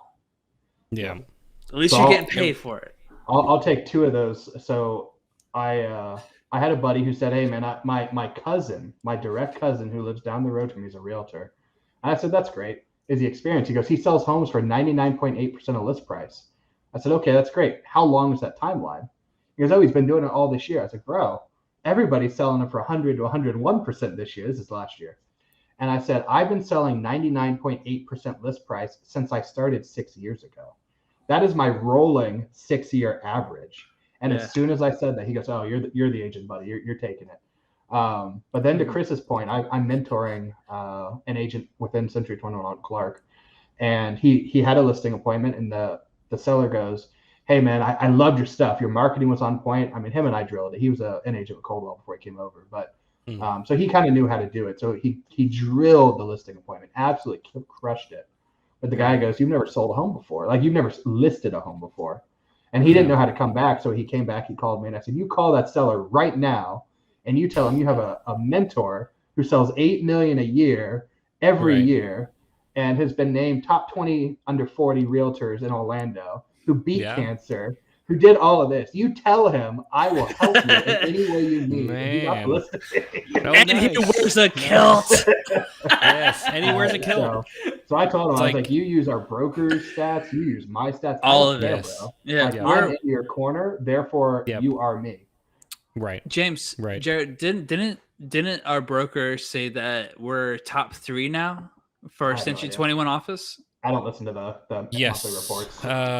I watched it, but I forgot. But it was like top 3, and James is going to kill us for not knowing or talking about I think this. we're in the top James 3 Clark, for a Century 21 office in Central Florida. In Central top Florida. 3, and we've only been in Century 21 for 6 years, bro. No, 5. Well, yeah, Century 21, yeah, because I started 6 years ago, and the firm was like a year old when I started. I was with. It was before Century 21. It was Alton Clark Realty. That's right, with the lion. So George said on here, the industry is oversaturated with agents now, and has been since the 2006 housing bubble. The 2006 housing bubble. Yeah, I agree 100%, George. It's oversaturated. So the interesting thing is it hasn't been saturated since. So it was saturated back then. Don't get me wrong. I'm not saying that. Right. But licensing in 2010 dropped to like 12,000 for the area because nobody could sell a home, right? Unless you were doing foreclosures and hating life and contemplating suicide, you weren't a realtor anymore. You dropped your license. And it was about 2016, 17 that people started getting their license again. So we did see a huge U-shape, but it is 100% oversaturated then. It's oversaturated now, 100%. Definitely. There's too many agents selling too few homes. And with the inventory so tight, it's even more multiplied. Yeah. And a lot of those, there's even complaints coming through saying that, they don't have opportunities to gain business. And it's just a lack of workmanship to it all. I say tough. I mean, the inventory is what it is. Like, yeah, you just have to put it there. This is the first time that I've told people not to get a real estate license. I've always told people, if you're going to work hard, you can make 6 figures, no problem. But I've actually dismissed it 100%. I told people to like, don't get your real estate I tell them the same. I say, don't do it. Like here's why. Right. Orlando like Winter Springs as a whole sells 1,000 homes, right? So Kim Coburn sells like 100 of Winter Springs. I sell 20. There's 5,000 agents in the city, right? So theoretically, there's not even enough homes to go one a piece, and yet I'm selling 20 of them, right? You can't compete with me. I can't compete with Kim Coburn. Yeah, right. So it's a tough market. Yeah, it really is. But thing is, like, we are a $1 trillion industry. Mm-hmm. In Florida, you can break down the numbers. I don't know exactly what kind of an industry part of that $1 trillion industry becomes, but it's astronomical given our average or median price point is in the high 3s right now. So everyone has a place for it. You just have to put in the work and the time and the diligence, and you have to be patient. We're in a society of this right here. We want everything right now, when reality is like, you have to put in the work, and you have to be willing to understand that the anomaly is going to get 6 figures in 1 year. Mm-hmm. The majority will get 6 figures in 10 years. Right. If they make it. If they make it. Yeah. And the Yeah, average if they stay in turnaround it long is what 3. three. Yeah. Yeah. 3 years. Yeah, it's like 92% of people who go to real estate school will not be selling a home or have a license in 3 years. And Chris, I just looked it up. So in 2020, 300 and we'll call it 311,000 single family homes were sold. So if Orlando has 24,000, that makes it 12.9 homes per agent just in Orlando for the entire state of Florida that sold 311. So when you Out of include 24,000 agents. and when you include Weston, Volusia, when you include Osceola, you bump that number to 50,000. I mean, that already drops the number down by half. So that's six homes in just Central Florida per agent for the entire state. Yeah. And when you start including the Panhandle, Miami, I think the actual number for homes sold total for realtors is like 1.4 or something like that. Yeah. And yet Chris and I are selling 40 a year. How do you compete with that? Yeah. You know? It's time, it's consistency, it's diligence, it's small micro habits that accumulate into big wealth, and that's why we do what we do. But we also don't sacrifice integrity, like our character. We do not. We never deviate. We never sacrifice, and that's why I have quality service awards. So like I had the fun side and I have the serious side. I'm even trying to find my stuff. Man, I don't think I got my big Centurion award yet. Yeah. This year, you should. I haven't got a Centurion, but I got the Emerald this year. Nice, dude. Man. I'm on my. Last year, I guess. I should be getting the Emerald this year. Yeah, this year. I won't. I don't think I'm gonna get it this year. I honestly, I think you're the top agent this year, right? No. No. Outside of in our office, I know. What's her name? And Regina over in Lake. No, but I'm talking about in our office. Dave McCarter. Really? Dave, yeah. Good for him. Yeah, he his strategy is for sale by owners and expired listings, and what he offers is a limited service. So that helps him pay the bills because that's his strategy, and he's got to do what he's got to do. Whereas I'm a full service agent, so there's some caveats and pros and cons to both sides of things. Yep. But as it stands, he has kind of like the top, and then I'm like second, and then I think it's you. Is it? I think you and I are like neck and neck. Really? Like I said, I don't go to the monthly meetings. Yeah. I have no idea what's going on. Yeah, I'll break 10 this year. I won't. So you beat me by far. Yeah, it's because you have other endeavors, sir, in the form of cryptocurrency. Cryptocurrency. Yay. Yay. Is there back to Zillow. Yeah, is there anything more we need to talk about with Zillow? I know we I don't know how much further we can stretch our arms and pat our own backs here, but I can't imagine people watching this. we were talking about the aftermath. So we hit the lawsuits. Yeah. So one thing I did make on the show notes for me, I already said it. So right now, investors are 23.5% of all sales in Orlando. And so with Zillow going down, investor purchases going up, you're only going to see the inventory get tighter. And as that $1 billion gets offloaded to institutional investors and they will never see the light of day again, inventory again will get tighter. Mm-hmm. Regulations from cities not allowing multifamily housing will get tighter. Yep.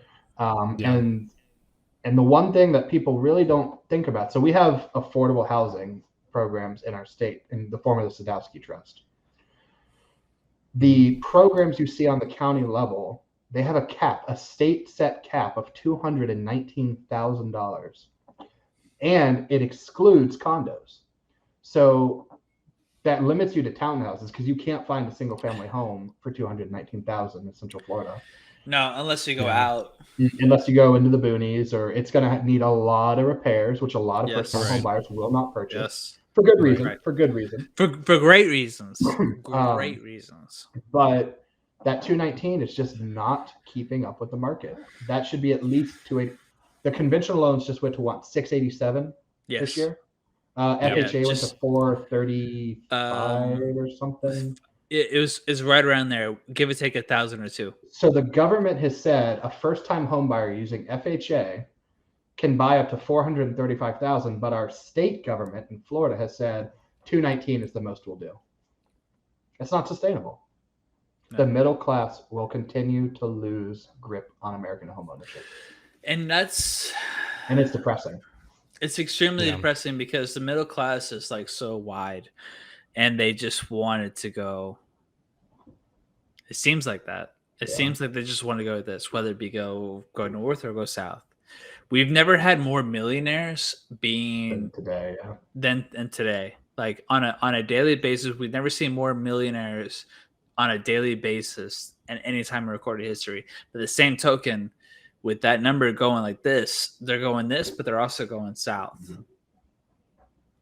The way the inflation is going, like it's not helping. So George actually just posted. Jared, throw that comment up. Yep. Yeah. I believe every good realtor has their niche, the area they work the most.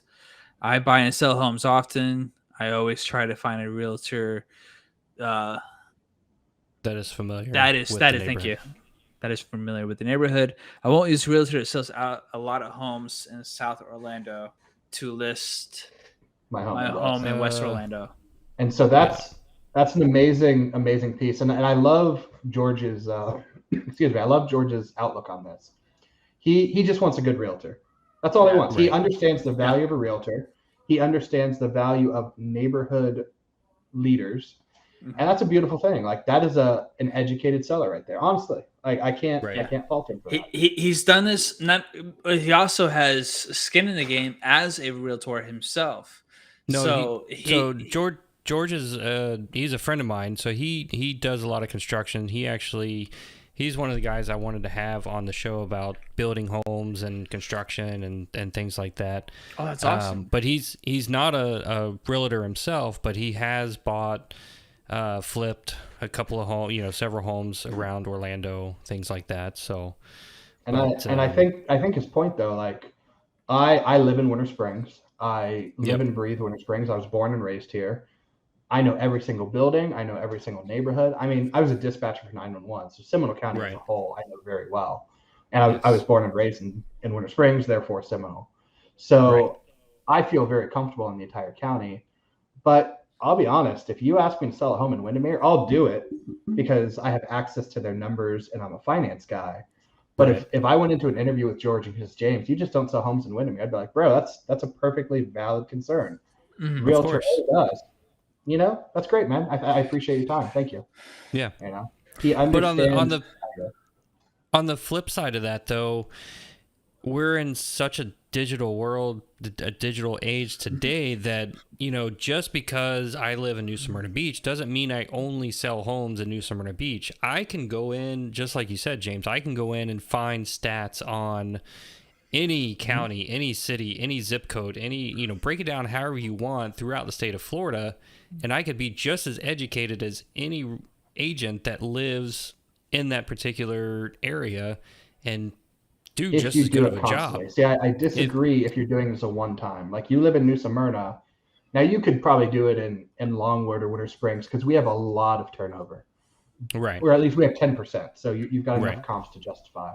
But in those neighborhoods that you don't see that turnover, unless you are familiar with the area, you could not compete with Chris or I. You just couldn't. And conversely, I could not compete with you in the condo market for New Smyrna. Every single condo is different. I don't know. Shit for condos. The hotel, what are they? Hotel aminiums. I can't. Yeah, I mean there are those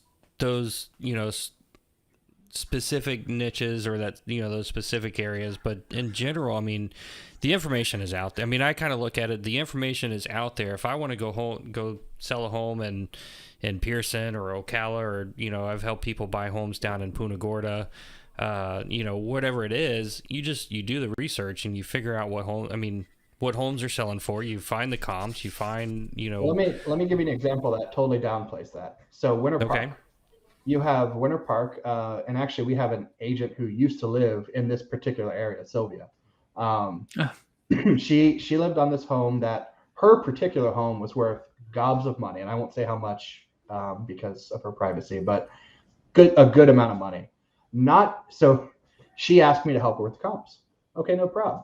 I looked at the comps. I was born in Seminole County. Winter Park is only 20 minutes from me, and I'm looking at the comps. And I'm like, Sylvia, this home went for X, and this home went for Y minus 300. Like, what the heck? What's the difference between literally a street? And these are all 1950s. They're all 3,000 square feet, and yet they're selling for $300,000 less. What the heck? And she explained the differences to me, and it made perfect sense. It was the builder who built them. And that's all it was. The conditions, the quality, it was all the same, but it was the builder. But when it comes to the 50s homes, 60s, 70s, 80s homes, how does a seller or even a realtor determine like the builder quality? Because in Winter Park, because they're established, very historic neighborhoods. And once she told me that, I went and looked at the records, and sure enough, she was right, because she lives there. I mean, of course she'd know it. And Winter Park is pretty, there's from one street to the next, just like you said. I mean, there can be some huge differences. Of thousands of differences for a home within eyesight. Right. So how do you with that? Just like, so when I helped when I helped some clients buy a house down in Punta Gorda, it was right there on a canal, and I had to do a lot of research to figure out, okay, and I didn't know anything about this beforehand, but there's a side of the canal which is sailboat, I forget what the term was, but it's sailboat friendly, and then the other side of sailboat accessible. The other side was not. That was something that I learned, and there's, just like you said, James, there's a $50,000 to $70,000 difference between whether you're on the sailboat side or not. But what did we say earlier? 20% of agents would have done that research. 20. Correct. So if your buddy's a realtor, is he in that 20%? Right. So I mean, I could have just as easily gone into it and blindly said, sure, the house is worth X amount. You should pay what they're asking, but I'm not in that 20 or that. I'm in that 20% that did the research. Almost killed yourself there. No, I know. I was about trying to end to this man's career. Right. No. Right. Well, So, but long story short, I'm in that 20%. I did the research, and I was like, well, because I looked at it, I saw that there was a difference between this house here and then on the other side of the road. Literally, there was a huge price difference. Yep. And I actually called other agents down there and said, hey, what can you tell me about this house? What can you tell me about that house? And they're like, hey, this is on the sailboat side and that one's not. And I was like, oh, okay, write that down. Let me research that. Let me figure out what's going on. Yeah. So there's a learning curve, but the agent has to be willing to do the research. The work. Yeah. The work the other that goes into it. Is you could do it, but what took you hours.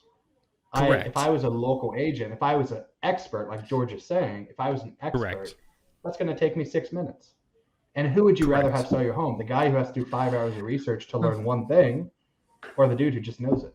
I'm going with. But it could also be the person that you maybe know personally who is going to do the research, and you trust him more as a person. Or are you calling some random agent down in whatever city? Hey, get me the best dude. You don't know that agent. You assume he knows the market. You assume you're going to do a good interview on him, or do you really trust your buddy that's going to do the research and do a good job, and so on and so on? So it depends on the person. And it does. I think that's the reason I was so successful so quickly is people know I'm big brain, right? So they know what I'm going to put. Big brain, big bird. So, I mean, you wear the kilt, you got the big brain. They're like, you know what? James is not going to let me down on that. And and I'll be honest. You don't. In my 6 years, I have let down clients, and I've eaten it. I've eaten that money. You? So one of my first deals, I screwed up a floodplain, Ooh. The agent in the MLS put no flood zone. I looked, but it was like 2 pixels on the FEMA flood map. And I said, oh no, we're good. And we almost missed the closing date because we didn't have flood insurance. And then the lender, the underwriter on the final approval looked and said, you need flood insurance. And it was like $2,000 because we didn't have a flood certificate. And so, oh my Lord, holy shit, that could kill the DTI. Oh that yeah, could have so easily. I paid for the flood certificate, and I told him, I said straight up, I don't know what's going to happen. I don't know if your house is high enough above the elevation. And if it's not, I don't know what I can do to rectify this. I genuinely, you're going to hate me, and I can appreciate that. And it worked out. Respect you know, that. You'll respect that. Now you want to appreciate. I appreciate you hating me. No, I'll appreciate why they do it. But it ended up working out. The flood certificate reduced their insurance down to $400 a year, and it was perfect. Yeah. But I still gave them a huge credit that I had not told them I would give because I felt bad. Genuinely, I let them down. That's integrity. That's an integrity of the agent where you admit to a mistake, and then you own it without any without any kickback or what's the word I'm looking for, where you try to dispute it. No dispute. I actually had to do that earlier this year where it does hurt. It hurts. And not financially. It hurts your soul that you let them down. Yeah, exactly. That's that too. That's more. But when you have to pull it out of pocket, it also hurts. So it's kind of a double for sure. Yeah, I had a seller who she ended up getting sued, and it was nothing that we did. It, honest to God, really wasn't. We ended up settling out of lawsuit, and I said, listen, my broker has to take some amount.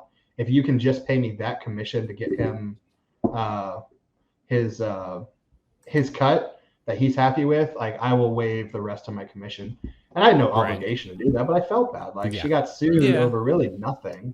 Right. And she's a single mom. So yeah, you're right. It comes down, just like George said, a good realtor has their niche. They know their market. They know their area. And they should refer out what they don't know. And here's the thing, a good realtor, when they do mess up, and honestly, I mean, we're all humans. We're all, we're going to make mistakes at some point, but a good realtor they're going to own up to it like you did.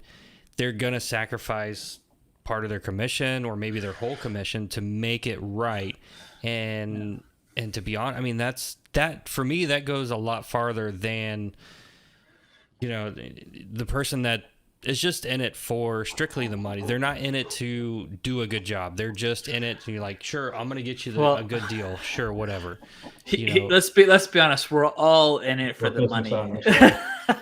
We're all in it for the money, but there's integrity to it. And what you could do too is give us your last instance where integrity overruled what this scenario called for. And everyone will have on the fly that story. I have a story. Yeah. James just provided his story. You have a story, Jared.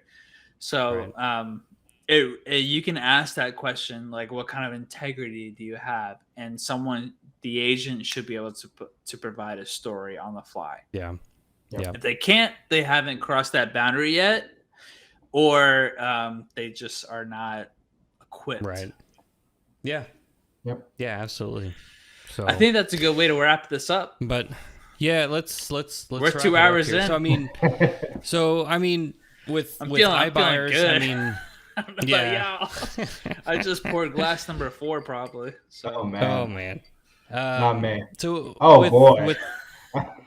With iBuyers, I mean, they're not completely gone away. I mean, iBuyers are still around. Zillow has shut down. One last question. I mean, is there any chance Zillow will step back, regroup, say, hey, we did not do this correctly? Do you think they're going to regroup and come back and say, let's try this again? Let's jump back in. You think so? 100%. Yeah. It's too big of a market, and they've got infinite money, right? Wall Street, they IPO'd. They're a publicly traded company. They have infinite dollars. Yeah. They will at some point. Their algorithm, they're going to change it. Maybe they move to buyer agents. I don't know. They will 100%. I agree 100%. I I agree. mean, because they can't if places like OfferPad, OfferUp, Redfin, all those other ones, if they're still going to be taking a part of that industry, Zillow is not going to sit back and let them They're not going to. steamroll No. They've that spent part too of the much industry. money on marketing. They Correct. spent too much money on Yes. getting their licensing in every state Yeah. for real estate, mortgage, and title. That's licensing Right. in Yeah. every state. That's 150 Absolutely. licenses they got to pay for. Yes. So Absolutely. they're not going away. Like we've said, like it's going to come back, and it's going to be with a vengeance. Like when that happens, and the realtor itself, it's not a matter of if, it's a matter of when. And Right. and everyone else that's in the field, they're going to learn off of this, and they're all going to adjust, and they're going to come back like twice as hard. And I'm not looking forward to it. So I'm taking James's advice. It's something that Bethany, my wife, and I are looking at is an out. Like that's just it. We're looking for an out. And for me personally, I think it's going to go into commercial because that's one thing that they can't touch. It's because it's unregulated. It's 100% unregulated. Yep. And the deals are so much bigger. Yep.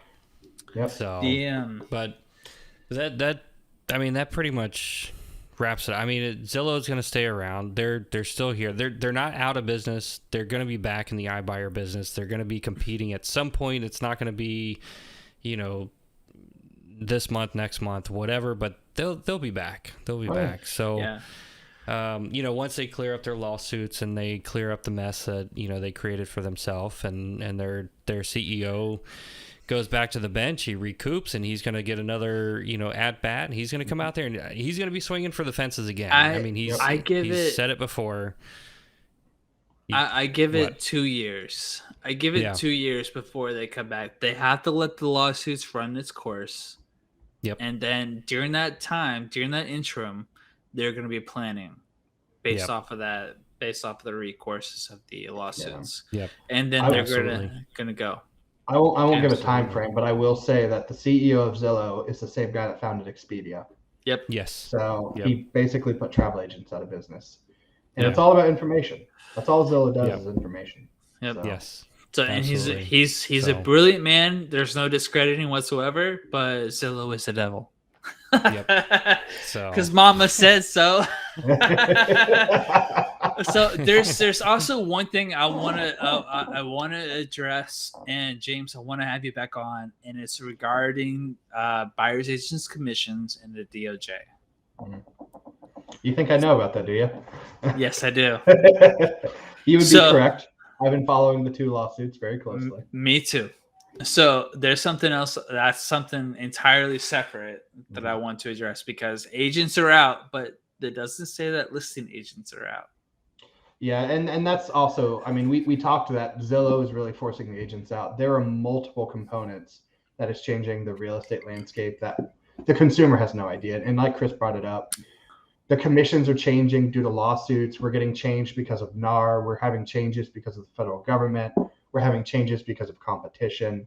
There's a lot of variables going on behind the scenes that the consumer doesn't see that is effectively killing the realtor. Yep. Right. So, your local agent, your best friend. And and that's commissions. That's how we survive. That's how we get paid. It is. And we do not make as much as you think. We really don't. Yes. Chris does. I mean, and we'll, Chris does know. To be honest, I do know. let's do an episode where we talk about commissions and where that money actually goes, why you're paying it, and because a lot of people, they look at commissions and they say, well, I'm paying way too much money to these guys or girls or whoever to sell a house that's going to sell in 1 or 2 days. So it's an important topic, and a lot of people, I mean, I get a lot of comments about that. It's like, man, why am I paying you 6%, 3, split by 3 and 3 to the seller, 3 to the buyer. And so, we don't have to get into it now. That is a great conversation. I see my head is turning. I'm ready for another 2 hours. And I know, but I'm sure most people. I mean, it's Friday night. It's 9:41 at night. People are gone. And People are gone. yeah, they're already downtown Orlando. They don't even know who we are anymore. So, but with that said, let's go ahead and we'll raise call our it glasses. a night. I'm out. Raise our glasses. I'm You're out, out? You killed the but bottle? Oh God, no. I've got a little bit. A little bit. But cheers, y'all. Cheers to everybody. I appreciate everybody that continued watching, and cheers to that. Yeah, thanks so much for having me on, guys. It was honestly a pleasure. I had a great time. And James, yeah, man. We would love to have you on more as our expert realtor or expert realtor. Expert. Yeah, I don't know. You got to remember, like you're giving me too much credit, man. I'll take all your business. No. Good luck. James Evans and the Kilted team. You can find them on Facebook. Real Estate Kelt. That's CELT. So don't spell it with a K. But you could just K. What? No. Kilted. Oh, okay. Yes. If you just type in Kilted team, I'm probably gonna pop up anyway. So it doesn't matter. So you probably just go to Google. You can find him. You can find Chris Neun on Facebook and Instagram. I put that up backwards, but. The Neun Group, you can search for him. And then for myself, you can find me on Facebook, JDA Florida Homes. And then on YouTube, JDA Florida Homes. Just do a search for JDA Florida Homes and you can find me. He puts in real work on that YouTube too. So, yes, you do. I've been slacking. Cheers to you, man. It happens, but you put in work. I've seen some of those videos. Yeah, you do. You do a great job. I love your graphs, everything, man. I appreciate it. So, all right, guys. Well, I appreciate having you guys, and thanks for watching. And I hope you guys had enough to drink. Derek Allison, he popped in. He said cheers. So, cheers to Derek. Thanks for stopping in, and we'll see you guys next time.